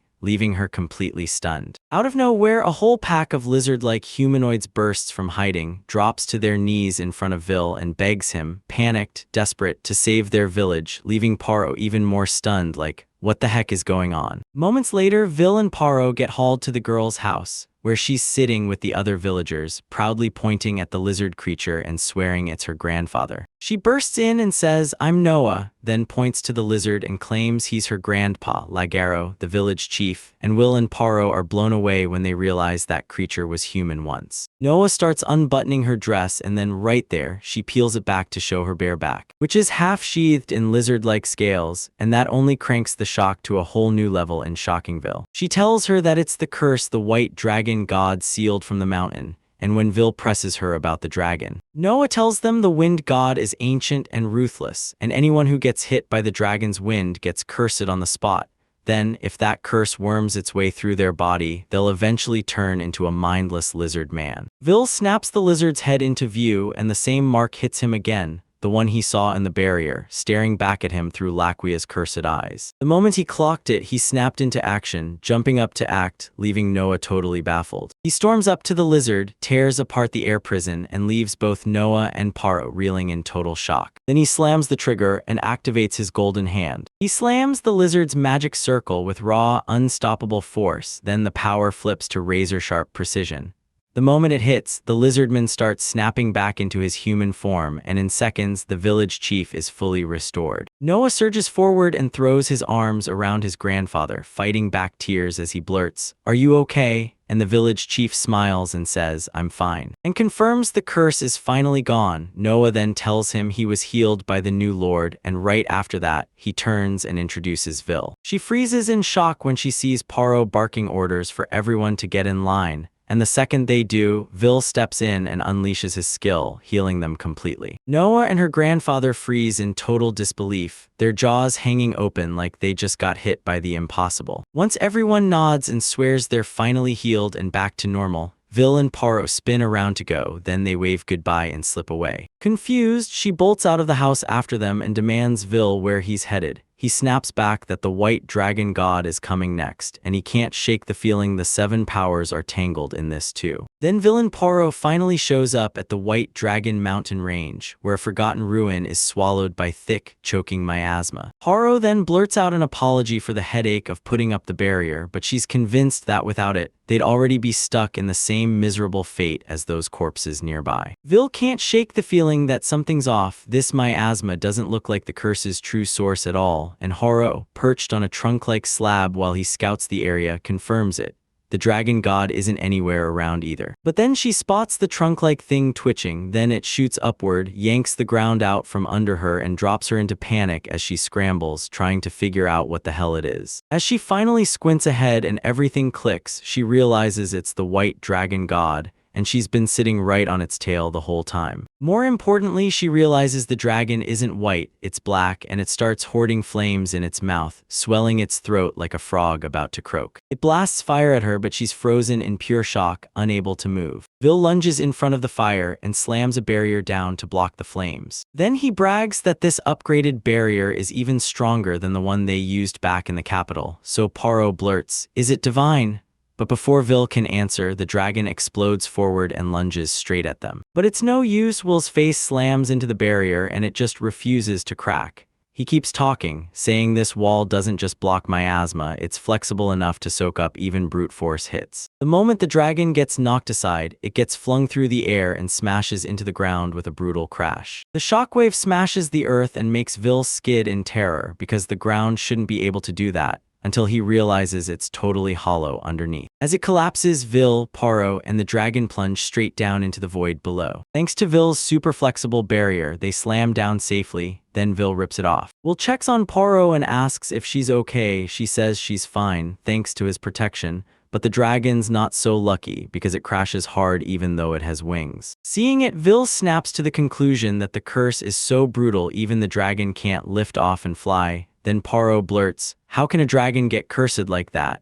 And Vil suddenly spots the missing piece, like a light bulb clicking on, and the whole thing clicks into place. Then he strides right up to the dragon, and Paro blurts out his name in pure shock, because even the dragon looks startled. But it can't fight at all, so it just bellows as Paro suggests, "Maybe it's mad, maybe I accidentally stepped on its tail." Will makes it crystal clear, the dragon isn't filled with rage at all, it's crushed by deep, agonizing pain. Vil strides up to the dragon with respect, calls it an honorable creature, and admits he doesn't know what's tearing it apart, then swears that if it'll trust him just for a moment, he'll bring it back to its former glory. Seeing the truth in his words and the sincerity blazing in his eyes, the dragon finally relents, drops its head, and lets him call the shots. Now that the dragon is on board, Vil ignites his golden hands and slams them forward, unleashing the almighty refinement skill like a crushing finishing move. Right away, that pitch-black aura starts to break apart from the dragon's body as the damage heals and the beast crawls back to its former self. Just like that, the curse snaps off the dragon and it roars back to its old glory, right on time, just like Vil promised. The dragon blurts out stunned that its scales and that exact color have truly come back, and Phil can't believe it when the thing actually talks, so he asks if every dragon can speak. After a tense beat, the dragon drops its bombshell. It's a dragon god, and that's exactly why it can talk, which changes everything for him after it's revealed. Poro's jaw drops when she finally realizes it's the real dragon god, something she doubted back when it wore those black scales, while the dragon bows to Vil for bringing it back to its true form, then admits it never once learned his name. Then Will steps up and calls himself a traveling blacksmith, but Poro immediately flips the script. Lord Will Craft, the new Lord of Crowley. Hearing that, the dragon freezes, shocked that the thief and Will sound like they're cut from the same cloth, and Will and Poro just stare back, utterly confused. The dragon god leans in and reveals the shocking truth, that its very name is the same as the land, because the previous king once crowned it with that name. When Vil learns the land was named for the dragon, he immediately throws himself into a frantic apology for trespassing. The dragon waves it off, saying that kingdom is gone for good, and that Vil's claim is totally legit. So Vil pushes past it and demands, what cursed the dragon in the first place? The dragon finally confesses, ever since the land lost its king, it's been roaming in grief ever since. And in those heartbreaking days, a shadowy figure suddenly cursed it. Then Paro realizes the moment she got hexed. Mountain winds started blasting through the village and turning people sick, and now the dragon can't shake the worry. Did her curse become a burden on everyone else? Vil steps in fast, tells the dragon it's got nothing to fear and it's not to blame, then spots a second magic circle right under their feet. The dragon gasps and demands, what is that? Will grins and says it's a magic circle packed with a fake tech illusion. Most people can't even spot it, and he's stunned the dragon can because Poro can't. Then Will drops the real nightmare. The circle stirs vicious thoughts and everyone it hits, spreads across a huge area and traps them so they can't escape. He's convinced whoever cursed the dragon is one of the 7 powers. Then the moment the dragon god hears it, he vows to rip the 7 powers apart. The moment it speaks, the dragon rips a claw across the magic circle, but the circle holds firm, intact, and it freezes in pure shock. Vil lunges in to help, slamming his golden hand ability down again. He hammers the magic circle with pure, almighty power and razor-sharp precision. The circle explodes into nothing in an instant, and he seals it with his almighty refinement, gone before anyone can blink. On top of that, he rebuilds the very castle that used to stand there. Then he whirls around to tell the dragon it can finally come and go as it pleases, but he's completely stunned. This thing has transformed into a girl, and he blurts out, Lady Crowley, in sheer disbelief. She's stunned to her core, still can't believe he built a sanctuary for her, and when Paro and Vil hear it, they blurt out, wait, does a god's kindness like that really shock everyone? Lady Crowley, the dragon god, tells everyone this. When gods drop from heaven, they lose most of their power, period. But as long as they stay inside their sanctuary, they can unleash it all, and that's why she can now polymorph too. So yeah, the castle the villagers rebuilt, it's her brand new celestial domain. Vil can't believe it. He actually built a real sanctuary, and now it's hers, her own domain, as she takes it over. And Vil just stands there admiring every bit of his handiwork while staring at the mark on his hand. Crowley spots it too. She snatches his hand in a flash to get a clear look, and she freezes as the mark of the sun comes into view. No way, she whispers, stunned, because that's an insanely rare sigil, the one that gives the golden hand its power. It's the real proof that someone has truly grasped the sun. Since the world was born, only a handful of people have ever been handed that honor. So when Paro hears it, he's blown away all over again because Crowley suddenly sounds way too knowledgeable. Later, she remembers spotting the same sigil in her own territory, and then, once Crowley gets Vil and Paro, he leads them straight to the exact spot where it showed up. Even though it looks close at first glance, that mark on Vil's hand isn't anything special. It's just a plain golden circle, so it somehow feels way less unique. Will swears it's a perfect fit, but Crowley snaps that this is where the late king loved to be. Then she hops around the sigil and admits, with zero clue, why it ever mattered to him. She swears that no matter how hard she tries, nothing ever happens. Then Will steps up to the sigil, grins like he knows it's a trap, and touches it. The sigil suddenly flares to life in perfect sync with the mark on his hand, and that blast of light rattles everyone. They shout his name in panic as Vil feels the mark thrum against his skin, like it's trying to yank him somewhere, and the fear hits. Is he about to get pulled in? Right as that thought hits him, the world snaps to white, then Vil fights to open his eyes. He wakes up in a whole new world and instantly demands, "Where am I?" That moment, Crowley's voice hits him, asking if he's alright, and he jolts, whipping his head around, only to find nothing, just her voice echoing in his skull. Then she reveals it. She's talking to him through a telepathy skill that lets her reach him from far away. Bill's jaw drops. He can't believe how insane that is. Meanwhile, Poro's stomach drops with worry for his safety, and Crowley presses on, saying the skill even locks their senses into perfect sync. Then she turns to him and demands to know, did the sigil's magic swallow him and spit him out into some unknown city? Vil nods and swears this is the only explanation. Then he lunges forward, only to slam into an invisible wall. He clocks it too. This daylight glow is everywhere, yet the sky has zero sun. Crowley shoots Will a look, asking if they're seeing the same thing, and Will nods again, fully on the same page. They're pretty sure this is an underground space, and that sky up there is just a slick illusion. He's convinced that sigil is the key to slipping into this hidden, artificial city, and when he holds it up, it looks eerily like the Hapusai workshop, which, from his grandfather's wild stories, he learns the blocks latch on the same way. But when he tries his own mark, he can get in, yet Crowley can't, even though she's a dragon with power to burn.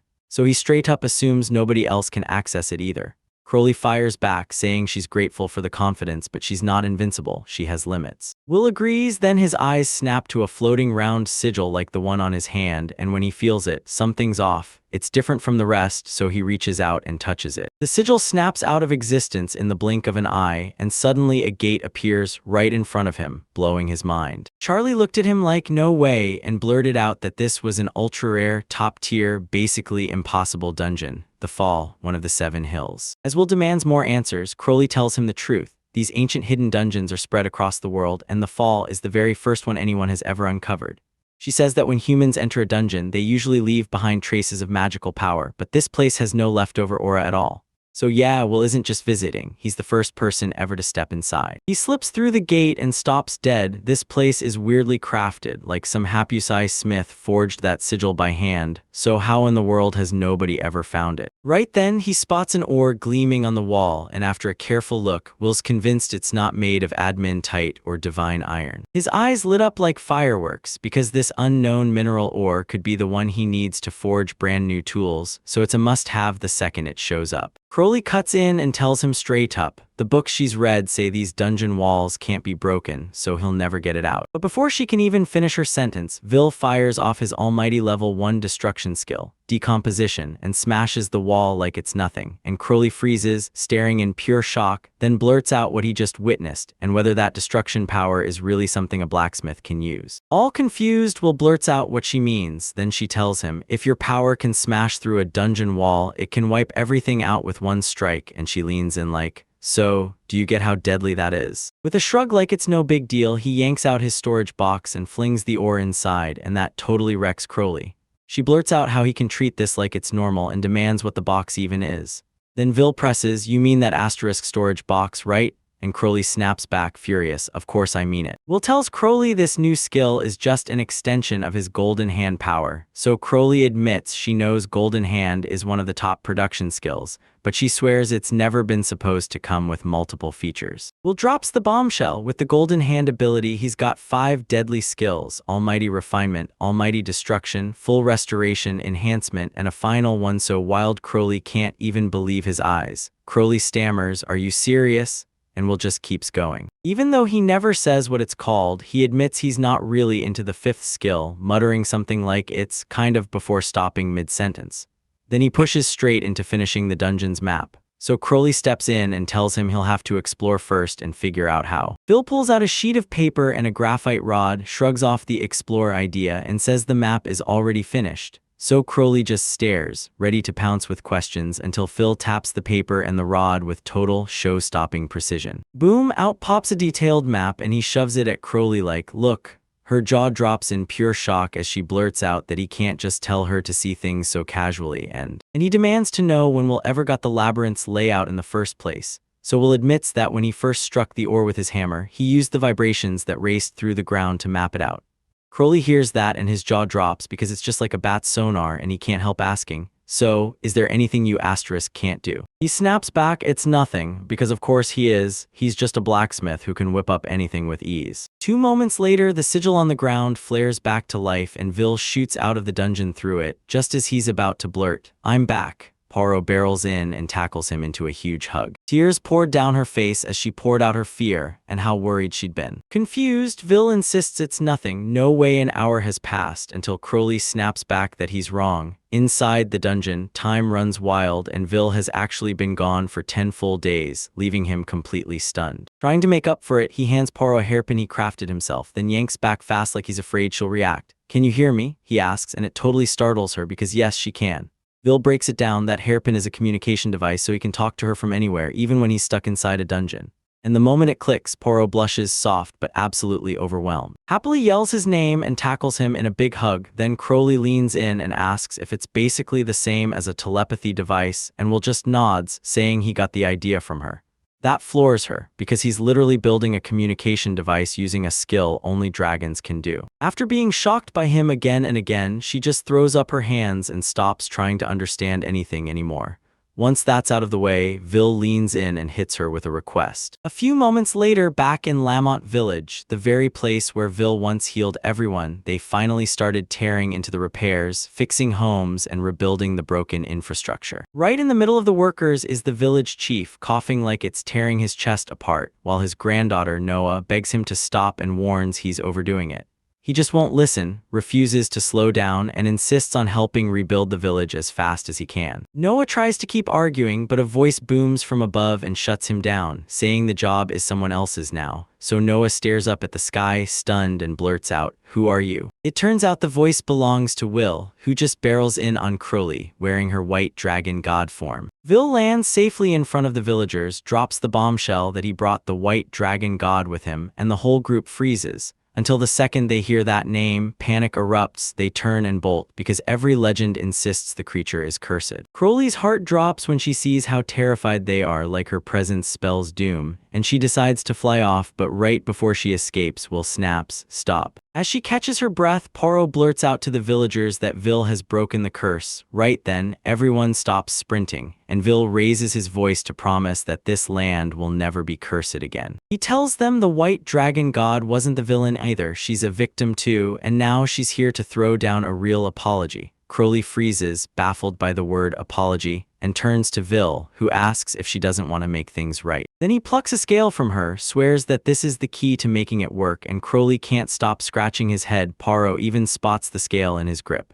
While all that confusion boils, Vil strides up to the villagers, flips the scale into the air, and slams his golden hand into action. With calm, crushing power, he slams the falling scale, then draws a magical circle on the ground, and it starts building whatever he summoned all by itself. The whole thing shapes up like a fountain carved after Crowley's dragon form. Then the moment the water starts pouring from that beastly mouth, the village chief spots it shimmering in 7 wild colors, yells for Noah to come see, and along with every villager, she stares in pure, jaw-dropping astonishment. The moment the water hits them, the village chief jolts back to life, rejuvenated, brimming with new strength, and it doesn't stop there. Every villager in NOAA feels that same deeply soothing rush, too. Still baffled, Crowley fires questions at Vil, and she finally breaks it down. Because her scales can naturally heal, he figured if he used them to build a fountain, the villagers could drink that healing forever, and just like he prayed, her scales hit like a miracle. Vil bursts into the village crowd and tells everyone, "This is the white dragon's healing power. Drink this water and your illness or wound will be gone on the spot." He tells them this fountain is the white dragon god's apology and begs them to accept it. The villagers beam, bow low to Crowley, and thank her like they've just been granted mercy. With their gratitude hitting him like a warm wave, Crowley lines in, murmurs Vil's name, and pours out his thanks for everything. Right when he shoots back a smile, an owl swoops in out of nowhere, lands on his shoulder, and Vil's sure it's a messenger owl. He pulls out the tiny paper scroll, cracks it open, and right as he starts reading, the owl shoots off into the sky. The message on the paper ordered him to race back to the imperial capital, because the hero, Lady Caroline, got hurt while battling an unknown monster. 4 hours earlier in Carter, a guard on the castle wall spots a monster mauling someone below, and he snaps into action, shouting fast to warn the others and get the whole city ready for danger. Caroline, out there battling a monster, is rushing to meet Will, then right when she reaches the Empire's front gates, the monster ambushes her, and the fight ends with her getting seriously injured. No matter how hard she fights, that giant octopus-like monster shrugs it all off like it's nothing. Nothing sticks. Corey steps in and admits this thing is unlike anything they've ever faced, and there's no beating it unless they use that one special move. When C hears that, Caroline rockets into the air and whips her sword around in 2 full, blazing rotations, each spin snapping into a deadly disc-like blade circle, one blasting ahead of her and one roaring behind. Then the discs start rattling like crazy, shifting into crescent moons. She glares at the monster, locks in her aim with deadly precision. She slams the moon straight down on it, no mercy, using her special move, the twin moons attack, aka the crescent icebreak. When the moons slam into the monster, boom, an earth-shaking explosion detonates, blasting dust and shredded tentacles flying everywhere. From the smoke, a monster's tentacle shoots out and smashes into her stomach, slamming Caroline hard to the ground. Corey panics and yells her name, and Caroline grits through the pain, saying they have to use the skill again. But she's in such a brutal state that Corey's even asking if she's really okay, and then she starts coughing up blood right there. Corey realizes she can't go on, so she whips around, steps toward the monster, and Caroline blurts out in panic, confused by what Corey's about to do.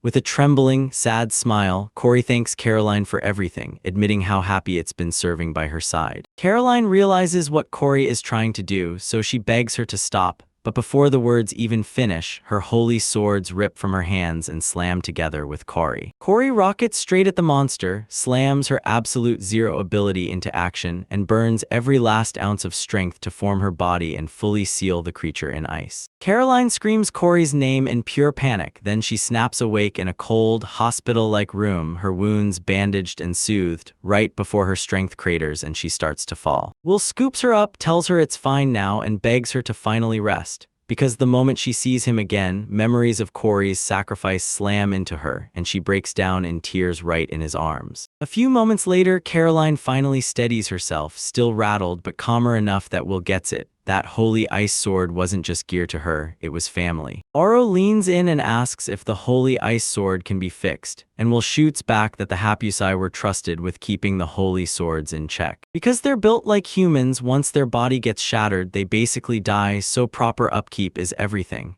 But now the holy ice sword is fully shattered and there's no fixing it. When Paro hears that, Corey's already dead in his heart and he's devastated. While Caroline grieves and chokes back the fact she couldn't even say goodbye, she clutches Corey's core in her palm, completely wrecked that she never got the chance to thank him, sobbing out a heartfelt apology. Will's shocked, he blurts out, "Is that Corey's core?" And the second he sees her face, it's obvious she has no idea what she's even holding. Vil then breaks it down. A core is the holy sword's heart, locked inside the hilt and powering everything.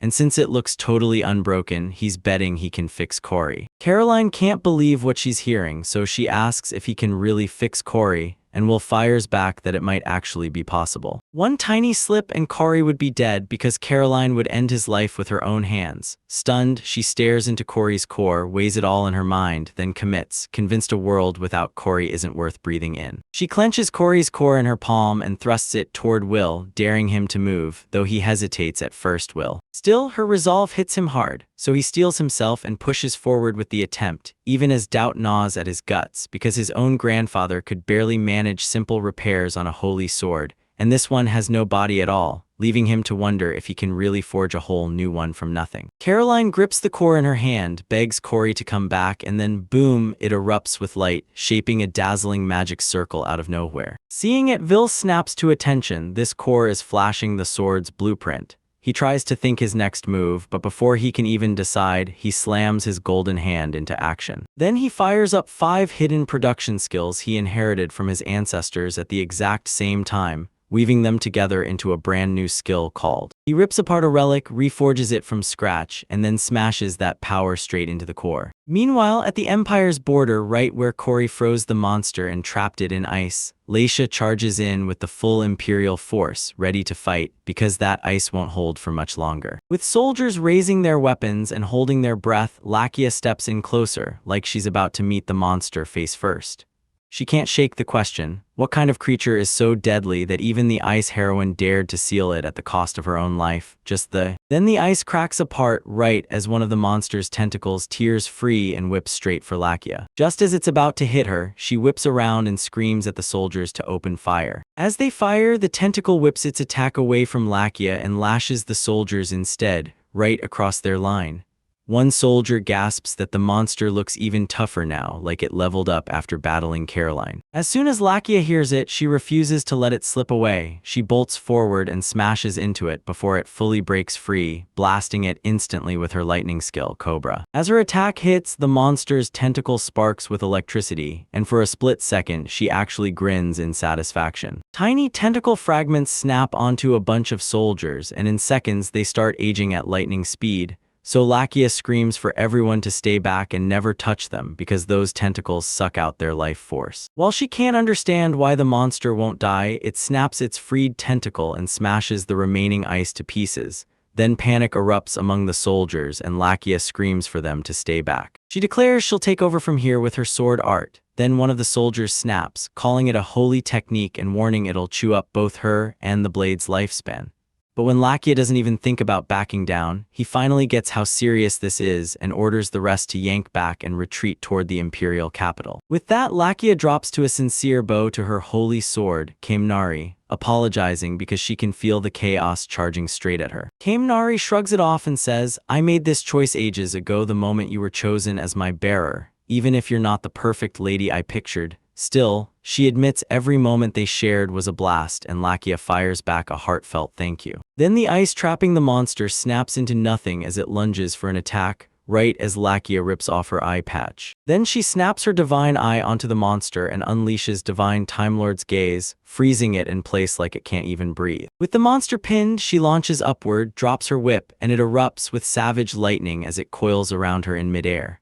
Then she slams her sword art into motion, and the sky darkens instantly, clouds boiling overhead while the lightning rages even harder. Then the lightning starts flooding into her body as she gets ready to strike, until she finally flings that thunder at the monster. And her sword art isn't subtle at all. It coils into the form of a giant snake, storm serpent Jormungandr. When the lightning serpent slams into the monster, boom, an enormous explosion erupts, the ground bucks beneath you, dust clouds explode into the sky, and shockwaves slam outward in waves. When the smoke finally fades, a massive crater lays bare the ground, and it looks like the monster vanished without leaving so much as a single trace. Seeing it all, Lakia finally lets out a breath of relief. She wiped out the monster cleanly, with 0 more casualties. But right then, the monster bursts out. Its head pushes up from the crater like it was never hit because it slipped underground and dodged her strike. And to make it worse, Lakia's mana is totally gone and her holy weapon is shattered to pieces. Utterly powerless, she tumbles toward the dirt and watches, horror-struck as the monster finally claws its way out of the crater. Thinking this is the end, Laisha whispers an apology to her holy sword, shuts her eyes, and resigns herself to fate. Then bam, she suddenly catches this loud, soothing sound like a hammer hitting its mark. And somehow her strength snaps back in full, so she lands on her feet without a scratch, gripping her holy weapon, the very one that was destroyed, now rebuilt and shining like it's never been broken. As she tries to piece together what just happened, a chill hits. She realizes someone is standing right behind her. Vil bursts in with Paro and Crowley instantly slams down a barrier to catch the monster's strike at the last second. As the monster pulls its tentacles back, Vils goes dead silent, wrestling with what that weapon is even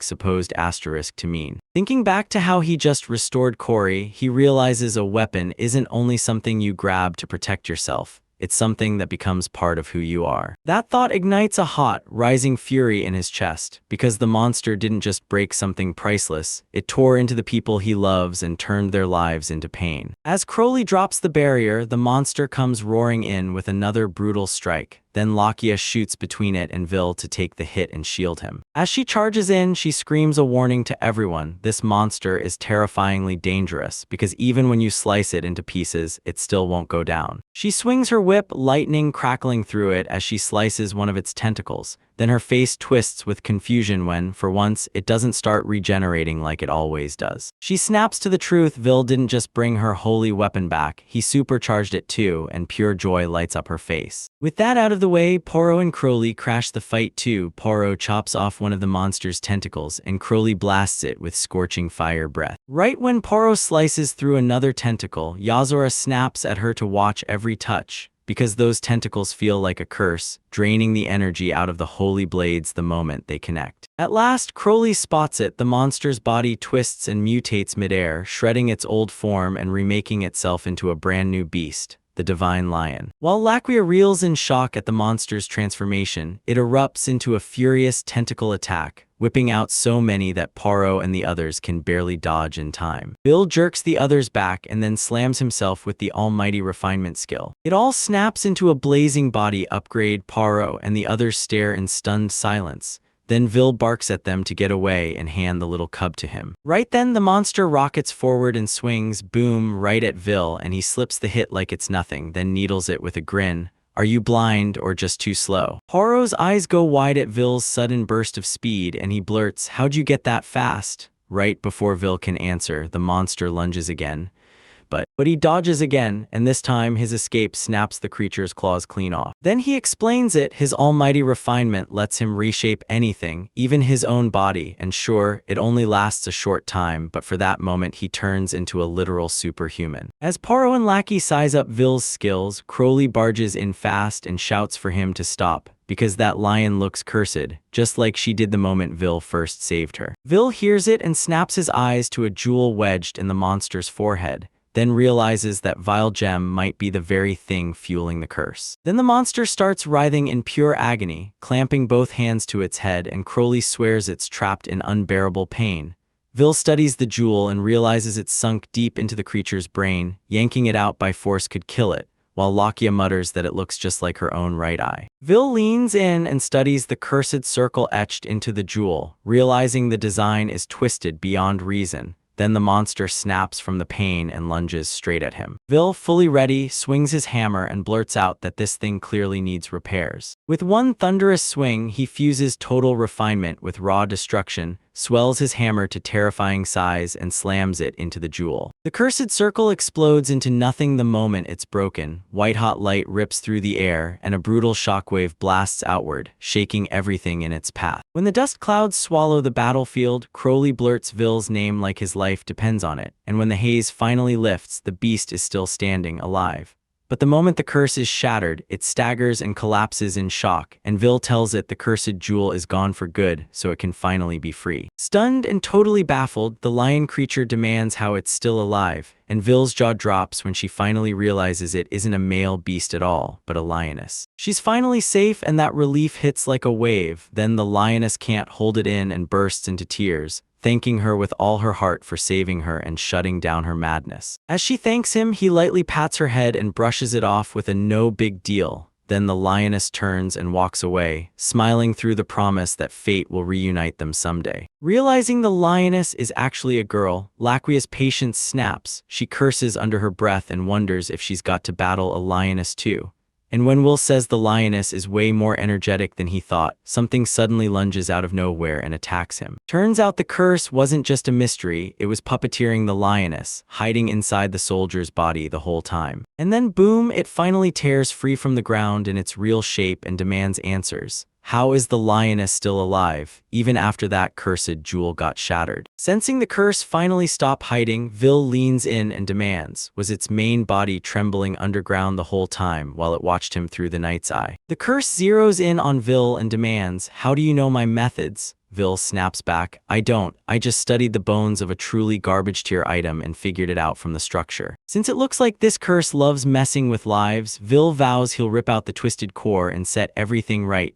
Then the curse erupts into laughter, bragging that it was forged from the 7 greatest cursed objects and that it's none other than a Tsuku Megami. It's convinced the road ahead is glorious glory. Then it warns Vil not to get in the way of its mission to wipe out the sacred relics. Will snaps that before it can even start its mission, he'll step in, handle it, and purge it clean. Right then, the curse snaps out its appendage-like hands and lunges for Vil, while the girls shout his name, frantic and terrified. As the tendrils surge closer, Vil realizes one thing, one hit, and he'll get swallowed whole. Since he can't strike them head-on, he unleashes almighty refinement and fires off a sub-skill, Steel Spear Forest ***. Right when it lives up to its name, spears erupt from the ground and hammer the incoming hands. He just can't stop wondering if they actually landed. Their hands cut right through the spears and land a brutal hit on him, while Paro and the others spiral into even deeper panic. Perse mocks him as a fool for wasting his time, insisting gods like itself can't be hurt by any human invention,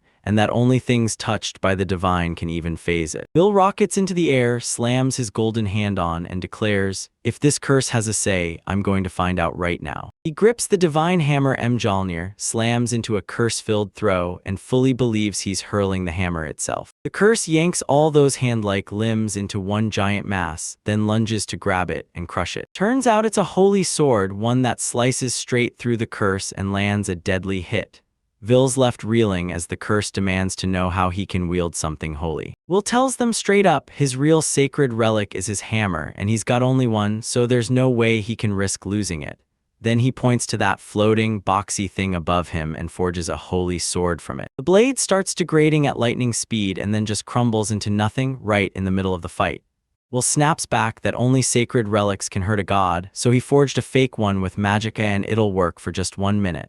The curse reels at the truth, and Will grimly admits he absolutely hates having to use it. With his fifth skill, **infinite forgeries***, he activates it, and suddenly all those boxes he'd been using to forge the holy sword rain down across the sky. The curse demands answers, and Phil snaps that these boxes hold the memories of holy swords the Golden Hand's owner once swung, then says, "That's how I can recreate them. And listen, no matter what the item is, as long as there's mana in the tank, it can be conjured on the spot, at least for a while." As he speaks, holy weapons burst out of the boxes like a storm, all locking onto the curse, utterly. Paro blurts out, "Wait, are all of these sacred relics?" And Wallachia starts naming them fast: Aegis, Gungnir, Excalibur, while Crowley's jaw drops even harder, calling the place a literal museum of sacred relics. Just as Vil gets ready to strike, the curse wriggles up underground and spits out more tentacle-like appendages, swearing this fight won't end here, right as Paro blurts out a warning to Vil. Even though it turns out he didn't need to, Vil slams his sacred relics down right from the ground, snapping the tendrils out of existence in an instant.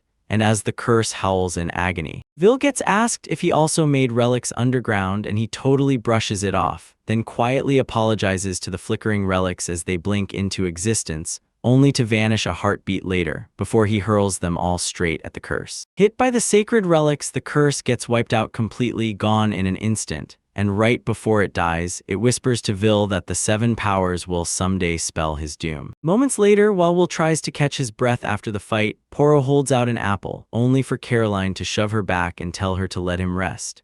Then Lakia steps in, too, and snaps at them to back off, insisting it's her job to take care of Will because she's his future wife. Caroline fires back, saying she's heard Laisha still hasn't beaten Vil even once, and that sets Laisha off like a spark in dry grass.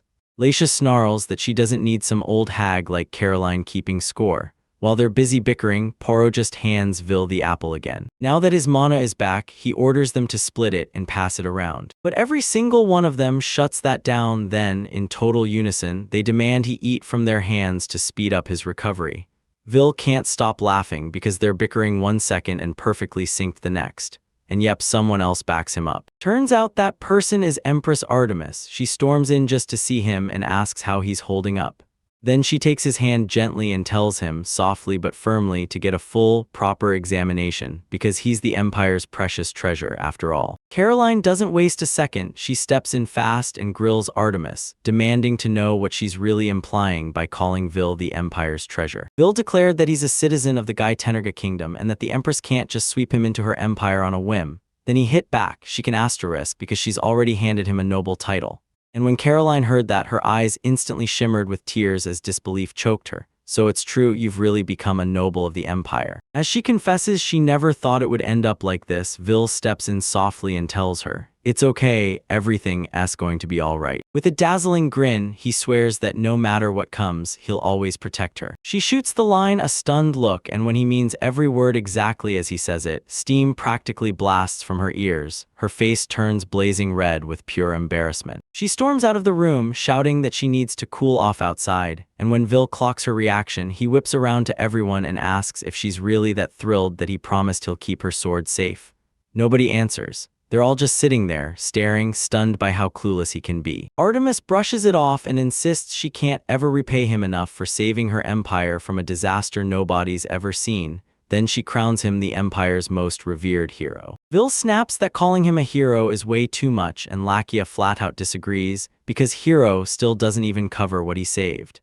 Had he shown up even a second later, the Empire would have been finished, since the cursed Tsukimagami brings power that dwarfs everything they've ever battled. To show her gratitude, the Empress dips her head in a small bow, and Lakia answers with a full, perfectly straight 90-degree kneel. Touched by their sincerity, Vil accepts their gesture, but he still shuts the whole hero label down, swearing what he did wasn't anything special. He admits he only beat the Tsukimagami by pure luck. His power just happened to be exactly the right kind of strong to crush the curse, and he swears it was his sacred relic's power that tipped the fight, like he just swung it and the magic did the rest. Watching how humble he is, the girls can't stop giggling. Paro even blurts that he's honestly one of a kind, and then. Meanwhile, in the kingdom of Getnerga, Sirikal gets shoved out of the Comet Emporium, but she refuses to back down. She slams into the door, sobbing, and begs them to come with her to the Hassan Trading Company because she has nowhere and no one else to turn to. Suddenly, the shop owner lunges for the door, bursts in, and slams a newspaper right in her face. The headline drops like a bomb: Hassan's Trading Company is bleeding out and heading for bankruptcy, and the shopkeeper wastes no time, declaring that a business built on lies like hers should rot. Then she swings the door shut in his face and snarls for him to get out now. Watch Sirikal crumble. This rejection wipes out every smith her company could have hired, and it leaves her with 0 customers willing to buy. Since there's nothing left she can do to save her company, tears start streaming down her face. Then she bolts to Sechin to demand answers. Meanwhile, in the capital town of Getnerga, Sechin bursts in, clutching a huge sack in one hand and the fake seal in the other. He's covered in filth, flies viciously swarming his body, and everyone rushes away fast, hands over their noses like the stink is unbearable. More importantly, that fake seal in his hand keeps oozing a dark aura, and then he starts giggling like he's up to something, saying there'll be plenty of customers here. He drops the sack to the ground, blasts out a furious shout for everyone to come see, then declares his creations are so unreal, people would kill for them. Hearing them, a few nearby adventurers start eyeing the scene, wondering if they should go take a look. Then Sechin catches their chatter and right on the spot begins untying the sack, grinning like, "Man, we're lucky today." He tore open the sack and out spilled a lineup of top-tier weapons, so sharp and beautiful they looked unreal, and he just stood there like a proud maker, telling the adventurers to look at my masterpieces. They froze in total shock. And one of them even snaps like, "Wait, Excalibur, Aegis, Gaybulg, and Levitine?" Then Sechin bursts in and declares they're all legendary gear, yup, each one for the bargain price of just 1,000 gold. While one adventurer grips what looks like Excalibur, surprise hits hard because it's cheap. Turns out it's all garbage. Sechin forged every weapon with a fake seal, then smirks at the adventurers and calls them fools. He's already plotting to prove to Sirikal just how filthy rich he's going to get both of them. And as his thoughts echo through the fake seal, it answers back with an even darker aura. Just then, a mage snaps into action and conjures an icicle spell to test the sword, then admits his magic is still pretty green, but insists it'll work, and the adventurer lifts the blade, poised to swing, while Sechin erupts in cheers. As the blade cuts through the ice like it's nothing, the adventurer freezes in shock, Sechin included, then lets out this awkward laugh, because he definitely didn't expect the weapon to work that perfectly. Sechin blurts that this is the power of legendary weapons, and boom, a crowd of hungry adventurers stampedes in, desperate to buy one. However, right after the adventurer finishes his demo, he blurts out, "Hold on, And before anyone can even ask what's going on, Sechin steps in, asks if he wants to buy that Excalibur and slashes the price to just 1,000 gold. Before Sechin can even finish, the adventurer shuts him down, flat out saying he doesn't want it, and that he won't cough up a single gold coin for these fake things. The mage points out that the sword slices that icicle like it's nothing, then, after a single swing, it's chipped to hell, and the other adventurers immediately start to doubt their weapons aren't fakes. Sechin swears it's normal for a sword to chip, but the adventurer snaps back, real legendary blades light up with power the second you grip them, and this one reeks of junk. To prove his point, he hammers the sword into the ground, crack, sending it splintering into glassy shards and laying Sechin scam bare, but Sechin snaps back that they can't blame him, insisting they are real smiths, so the whole fake claim doesn't hold. He bursts into a full-on mental breakdown, clutching his head like it's splitting, shouting that the weapons can't possibly be fake, because he's the head blacksmith of the Hassan Company, and the way he brags, you'd think even the gods would be jealous of his skills. The adventurers are stunned when they learn he's from the Hassan Company, the same one they saw in the paper right before it went bankrupt. After they watch his bosses fraud with their own eyes, they slam the door and vow to boycott the Hassan Trading Company. Then they start hurling liar and fraud at him, but Sechin snaps back he won't accept it. Rage shakes through him as he insists with trembling fury that none of it is true. With his fury spiking, the fake seal starts to glow and unleashes a darker aura than before. Drowning in humiliation, he can't take it anymore, and then he screams that his talent can't be denied. Then he hoists the fake seal high. Boom. A blast of dust erupts everywhere. Saracle storms in, snaps with rage, and demands to know what Sechin's doing, calling him a complete idiot. Saracle snaps back at him, saying she's only trying to save her damn company, and he replies that he's done, because Saracle tells him there's no time to waste, not when there's only one way to fix everything. As she says it, she shoves a newspaper into his hands, headline blaring that Vil saved the Empire and is now a legend. And she urges, come on, we've got to track him down and apologize together, right now. Before Sechin can even hear her next word, she slams a brutal kick straight into her stomach. As she crashes onto her back and agony rips through her, she gasps, "What are you doing? I'm carrying your child." But Sechin just barrels on, blabbing Vil's name over and over, ordering her to shut up. He can't even hear Vil's name without snapping, and he's praying he disappears straight to hell. Clutching her belly in agony, Saracle snaps at Sechin, yelling what's wrong with him and how he could even say that. Then Sechin spits back that he'd rather die than apologize to Will, and he refuses to buy a single word of the newspaper claiming Will was a hero, calling it pure nonsense. Then he clamps a grip on Saracle by the shoulders, scowling, and demands why she's whining, when he's right there. Saracle storms in and slaps him across the face, then right as she rises, she spits out that he's a complete disappointment. Then he fires back, saying she's just whining because he's totally talentless. And as soon as he says it, Sechin spots his father and grandfather staring down at him with crushing disappointment. It hits him so hard he freezes dead in his tracks, statue, still and speechless, while Saracle lets out a crushing sigh of pure disappointment. Then she starts walking away and Sechin suddenly erupts, yelling for her to stop, shouting that she can't just abandon him. Saracle halts mid-step and tells him, "You can stay right here if you want." Then she strides off to apologize to Vil, alone. After she says that, she storms off and all they can do is howl her name, while he snaps harder and harder, then starts pounding the ground and screaming that they only care about talent and skill. With every hard slam of the fake seal into the dirt, it starts fusing to his hand, and a darker and darker aura surges out. Seeing it happen, a nearby adventurer snaps into action and rushes to call the guards. Then Sechin's hand fully fuses with the fake seal. Now he's pushing Will to come over, because he's about to steal Will's skill and talents and claim them as his own. Moments later, Saracle climbs onto a train headed for the Empire to confront Vil and beg for forgiveness, while in her own compartment, a hooded stranger sits beside her, and across from her sits a mother clutching her child. As Saracle wrestles with how to apologize to Will, the kid right in front of her starts bawling, shouting to her mother that her doll is broken, because the head is completely severed, and the worst part is the mom has 0 sewing tools with her, so this is about to get seriously ugly. So the hooded man thrusts his hand forward and tells him that sewing tools aren't needed at all. After he finished speaking, he slammed his hand onto the doll, and a glowing circle mark lit up, eerily just like Vil's. Once Saracle spots the mark and realizes what it means, the man snaps his hand up, and boom, the doll is there, restored like it's brand new. After getting raised up, the little girl tilts her head and asks the hooded man straight up if he's some kind of magician, Then he shuts that down, saying no. So she fires again. Then are you a toy maker? He nods that it's something along those lines, and the mother thanks him, but he just waves it off and says it was nothing. He turns a little towards Cyril and declares, I'm just the kind of person who can't walk past someone in need. Cyril locks eyes with him and fires off the question, are you a famous blacksmith? Because she spots the mark on his hand and knows it's the golden hand. Hearing that, the man drops a marking in front of her and asks, is this what you mean? And Cyril's stomach sinks as she realizes it looks exactly like Vil's.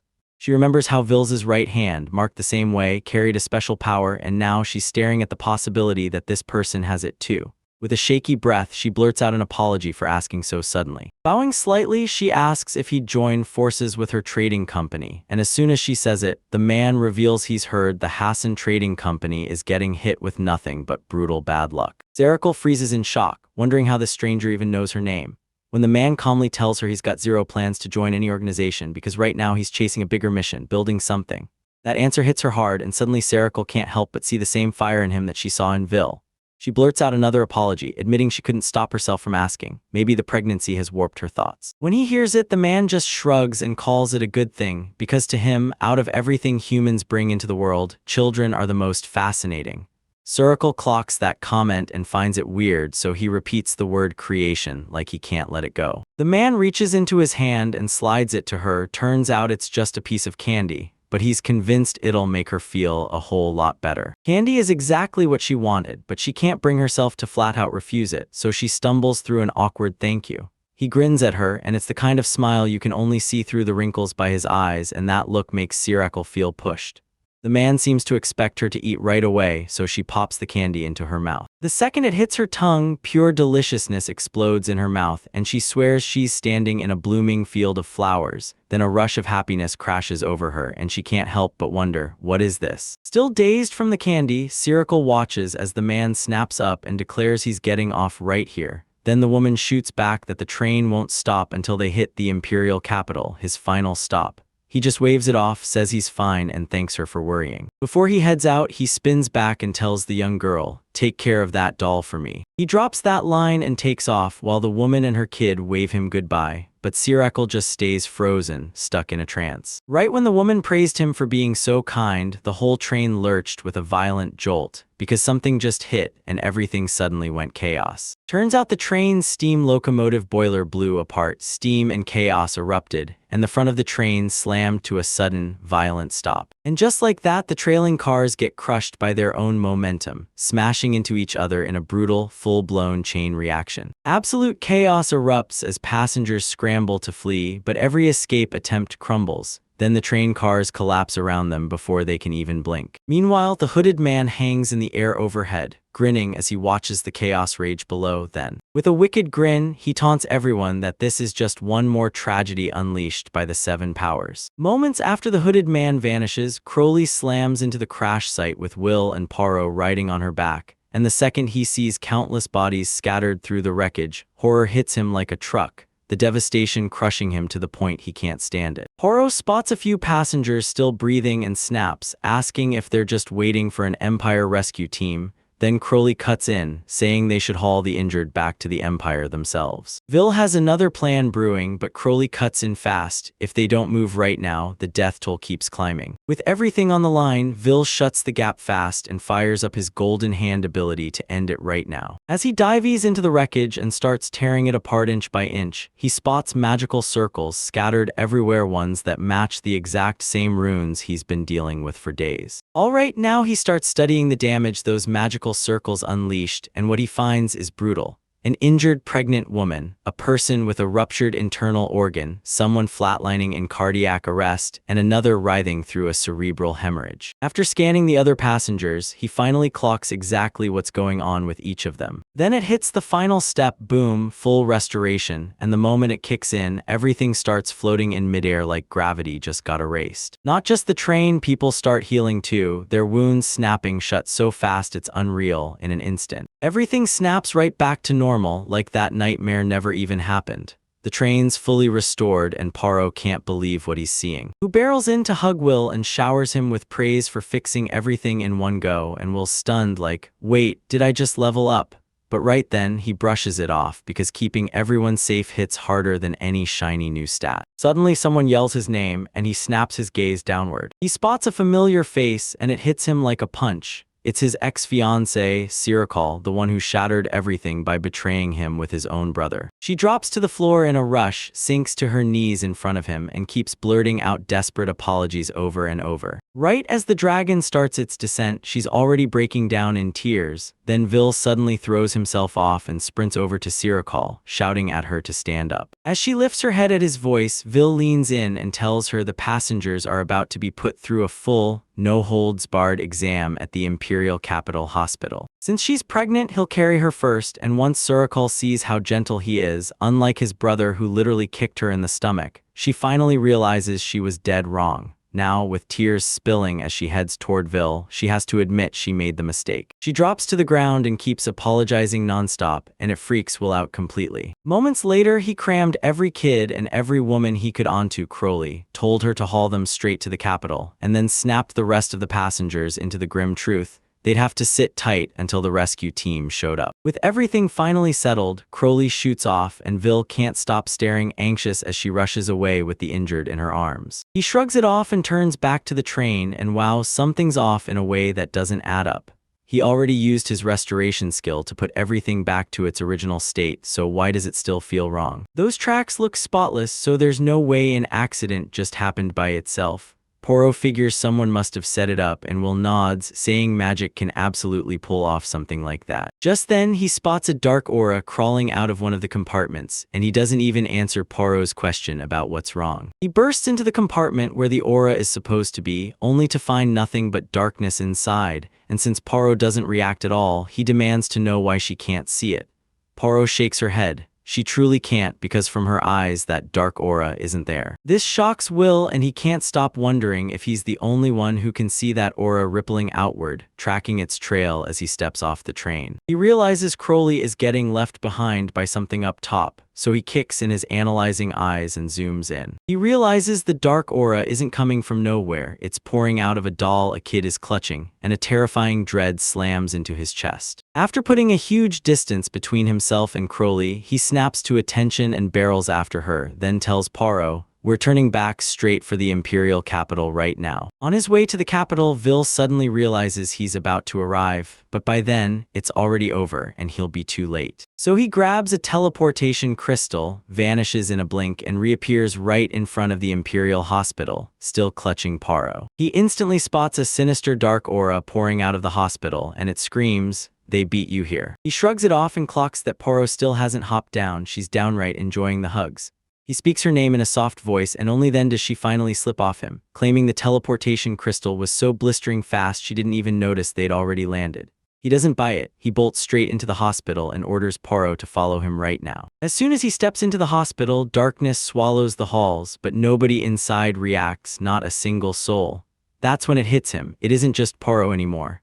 The whole place is trapped in the same nightmare, and everyone inside can't see the dark aura creeping through the shadows. As Sirikal and Poro sprint up the stairs through that trail of darkness, Sirikal finally catches sight of them. Then the ominous aura pulls straight to a room, and Vil's sure the source is waiting just inside. He swings the door open, and the dark aura hits like a wall, so thick he can barely make out what's inside. The moment they step inside, a woman and her kids stare back at them, wrapped in a choking dark aura. It's the very same mother and child Vil saved back at the accident site. But somehow the mother won't respond at all, and the child feels terribly off too. He blurts out, "Why did you stop moving?" As Poro sprints toward the child to see if she's okay, Vil snaps at her to stop, and when she does, he blurts, "Can't you see what she's holding?" The moment Poro hears him, she spots it, a doll. But this doll isn't normal for even a second. It whips around toward them with a creepy grin, pours out the same dark aura, and leaves them absolutely shocked. Poro squints and asks, "So, it's really just a doll?" And Will snaps back, "Nope, it's a cursed item like the one tied to the lion god." Vil closes in on the girl and asks softly if she can spare the doll for a moment, then she flat out refuses on the spot. Vil quickly reassures her, "It's fine, I'm a doll doctor," and the girl's face changes as she asks if he's the same guy from earlier. That throws Vil completely because he has no idea who she could mean. Forget the question, he turns to the doll and tells it straight up, It looks like it's in pain, so he's going to fix it. Hearing that, the girl snatches the doll forward, and as he reaches to repair it, fury spikes. He can't stand the idea that someone would twist a kid's precious doll into something cursed. Right then, the doll jerks and starts glowing, and a cursed magic circle snaps into view. Before it can do a single thing, Vil hits it with pure, almighty destruction, then slams in full restoration and even more refinement, like a finishing combo from hell. This smashes the magic circle to pieces, ripping the curse clean off the doll, then reconstruction refinement kicks in and makes it even more gorgeous than it was before. Right after the curse breaks, the child's mother, who'd been lying in that coma-like haze, suddenly jerks awake, gasping as she sits up, and the kid immediately barrels into a hug while she blurts out questions about what's happening. Vil closes in and hands over the doll like it's a miracle. A super doll that showers blessings on everyone nearby. Paro can barely breathe because the thing is unbelievably gorgeous now and its hair is literally glowing. She tells her mom that this big brother fixed her doll, then Phil leans in and asks the woman if anyone ever messed with it. She says that on the train, when the doll's head popped off, a guy stepped in and fixed it. Then the little girl explains he was like a big brother with his whole face wrapped in cloth. Once she hears it, Vil's eyes narrow. This could be one of the 7 powers, and he immediately thanks the girl for breaking it all down. The woman bows and insists they're the ones who should thank him, but Vil snaps back that the thanks belong to the doll. It's the one that healed her sickness. Then, out of nowhere, the doll starts talking. She insists it's not her doing. Nope, all the glory goes to him, the doll doctor. This totally stuns the mother, while the kid beams like crazy because the doll actually talked, Paro and Vil included, both thrown for a loop, and the doll pushes the moment by snapping at Vil. "Why are you acting so weird?" Even though he's the one who made her. Then the doll slips into a graceful curtsy, leaving Paro completely stunned, and she turns to Vil like, "You straight up breathed life into her." Vil can't believe he pulled it off. He just says he didn't do anything miraculous. He simply turned a curse into a blessing.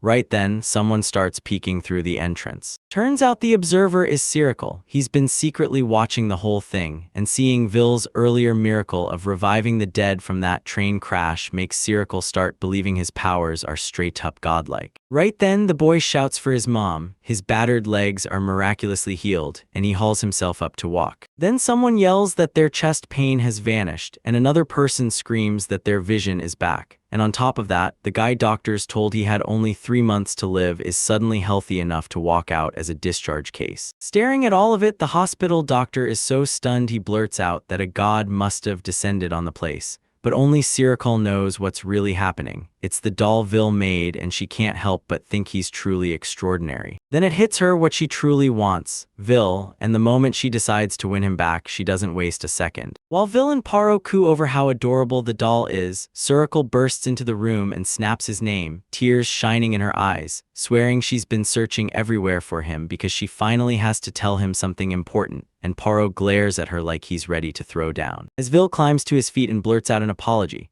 "I'm swamped, I can't talk right now." Siracle follows with her own regret, admitting she shoved him out for no good reason. She tells him the second he left, the Hassan Trading Company's sales nosedived, all because Sechen's so-called skills turned out to be worthless.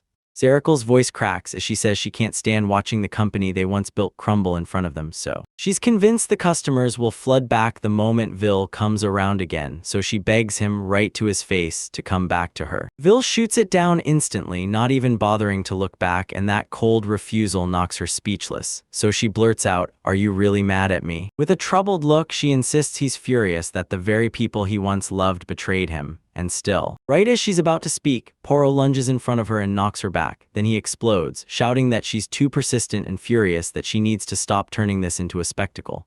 Siracle snaps back, wondering how Siracle can even ask Vil to come back after betraying him, and when she gets up, Siracle fires back that it has nothing to do with her. Paro got the whole thing wrong at first, thinking Vil was just another rival trying to steal her away, so she blurted out that it won't happen on her watch, and then Paro finally clarified. She's the one Vil saved, and that's why she's standing here. And there's someone out there who thinks she understands Vil better than anyone else. So when she hears it, Siracle snaps, raises her voice, and blasts Vil for an affair with Paro, screaming that it's a total betrayal. Paro snapped back that it was Siracle who betrayed him all along. not the other way around, leaving Siracle totally speechless. Pro tells her to get out, saying Vil has a noble mission waiting and they've got zero time for her, while Vil won't even spare her a single glance. Siracle crumples to her knees, slams her head into the ground, and sobs apologies like she can't stop herself, begging Vil to come back and screaming that he can't really mean to let the Hassan company get wiped out. He coldly snaps that it's already over, too late, and right then the syringe freezes in his hearing. Then he hits her with the facts.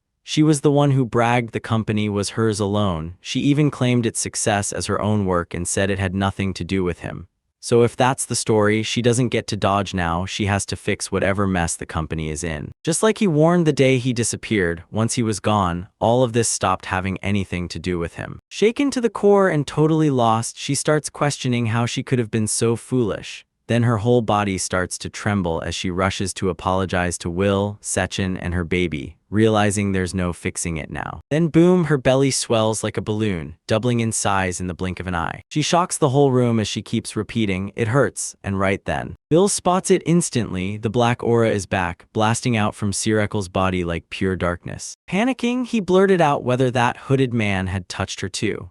Even barely awake, Siracle mumbled that the stranger slipped her a sweet, mouth-watering candy, and the moment Will heard it, he was 100% sure this was all his doing. Ever since that moment, a cursed magic circle crawls over her belly and starts forging a portal. Then, the instant it fully forms, something begins to push through. When its head finally breaks into view, you realize it's a giant frog-like monster baby, most likely Siracle's child, crawling out transformed after that cursed candy took over. Once it finally slips free, the creature crawls straight toward Vil and then leaps at them. Thankfully, Vil and Paro yank out the mother and daughter just in time, and the monster baby crashes to the ground. After they land safely, Vil snaps into action, orders the mother to get her daughter somewhere secure, and while she does, she storms through the hospital warning everyone about the monster, then demands they get adventurers on the case right away. Now it's just 3 people left in the room with the monster baby. When Siracle finally snaps back to consciousness, she realizes she's somehow given birth, even though it's not time yet. Then she looks at the baby. Then it spots her and scuttles forward, chanting "Mama" as it crawls closer, until it stretches out that frog-like hand and she whips it away, screaming, "Monster." The monster baby freezes in pure shock. Then the moment its mother turns it away, tears finally explode from its face. It roared so hard it sent airwave shockwaves blasting through the room, making all 3 of them clamp their ears, smash after smash exploding around them.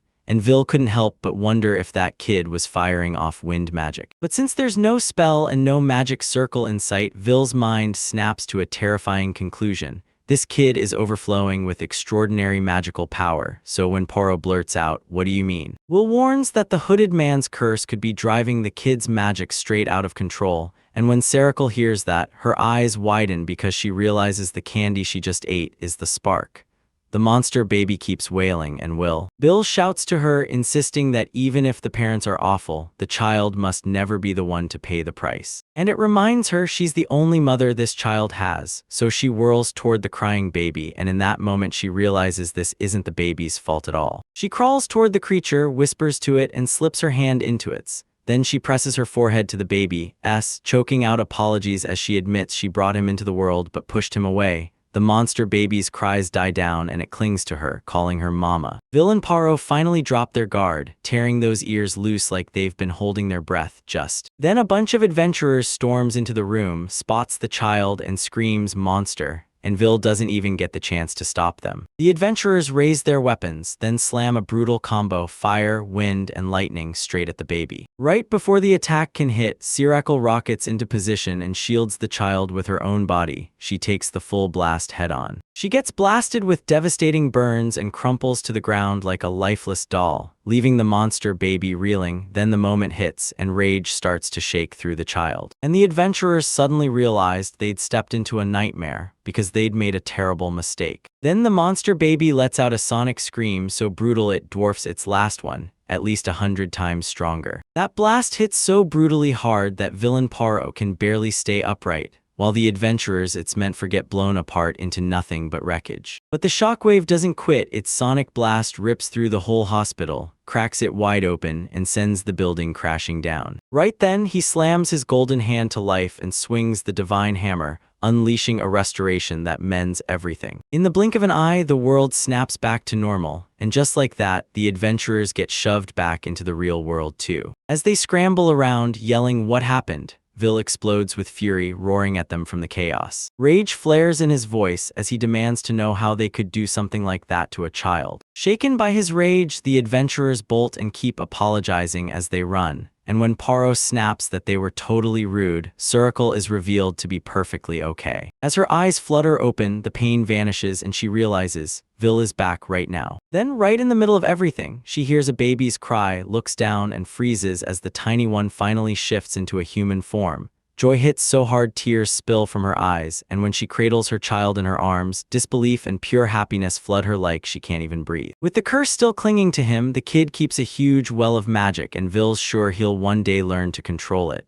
Then Suricle spots Paro and Vil slipping away, panics, and sprints after them, shouting Vil's name. When he comes to a halt, Suricle grabs his hands and thanks him for risking everything to protect her child. Vil snaps back without even looking at her, saying he never did it for her sake, then storms off, and Suricle just stands there, tears pouring down her face as she sobs apologies for being such a foolish woman. Then her child yells for her and Suricle reassures them, "We're heading home, Papa Sechin might be waiting." Meanwhile, inside the Gaetnerga Kingdom's capital prison, Sechin gets shoved into a cell, then the guard snaps, "Don't move until bail is paid." He still won't accept that he's a fraud, mumbling over and over about his talent, and it's driving the prisoner in the next cell insane, so he snaps at Sechin to shut up. Right after that, a hooded man suddenly slips into the cells and lets out, bitterly, "Do you see what I've been through?" shouting that he's busted his tail, yet not a single soul ever recognizes him. Sechin instantly recognizes him as the guy who handed over that fake seal, then he screams at him to come up with stronger goods,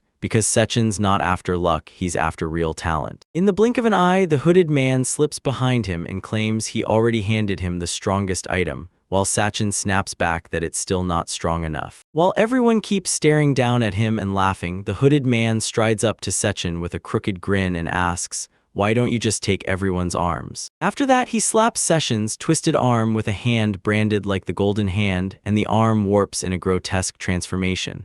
Then he bursts into wild, hysterical laughter, and right next door, the prisoner freaks out, screams for the guards, and at that, right as the clock ticks, the capital prison wall starts to split under relentless pressure. Then it shatters outward like something massive just slammed it from the inside. Sechin rockets out of the rubble, his hand utterly transformed. Now it grips the fused arms of both prisoners and guards, and he vows he's taking everyone's arms, no exceptions. Meanwhile, the hooded man drifts through the clouds, staring down with a godlike gaze, completely locked in on Sechin, ready to see what he's about to pull off. Right after Sechin bursts out of prison, he storms the town from his past, and the moment he shows up, people scatter, screaming, as panic rips through the streets. Sechin bursts into hysterical laughter, absolutely ecstatic that he can tear down buildings like they're just wet paper. Just wait. Since then, more adventurers rush in, and the moment they spot Sechin, they clock him as the fake craftsman. They charge in without a second thought, but Sechin slams his cursed arm up and turns every strike aside.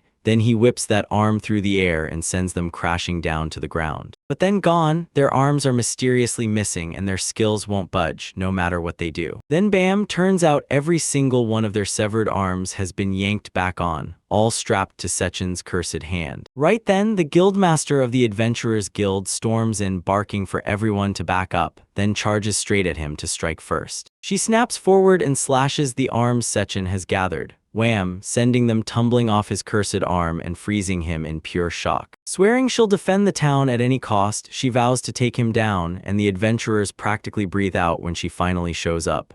But Sechin just doesn't even flinch. Then the guildmaster whips around, only to realize she's missing an arm. Right there, everything stopped and in an instant said. He drives his cursed arm straight through her body, rips her into it inch by inch, and snarls that he'll steal her powers too. Now that the S-rank guildmaster is fused into his arm, he feels untouchable, like nothing can stop him.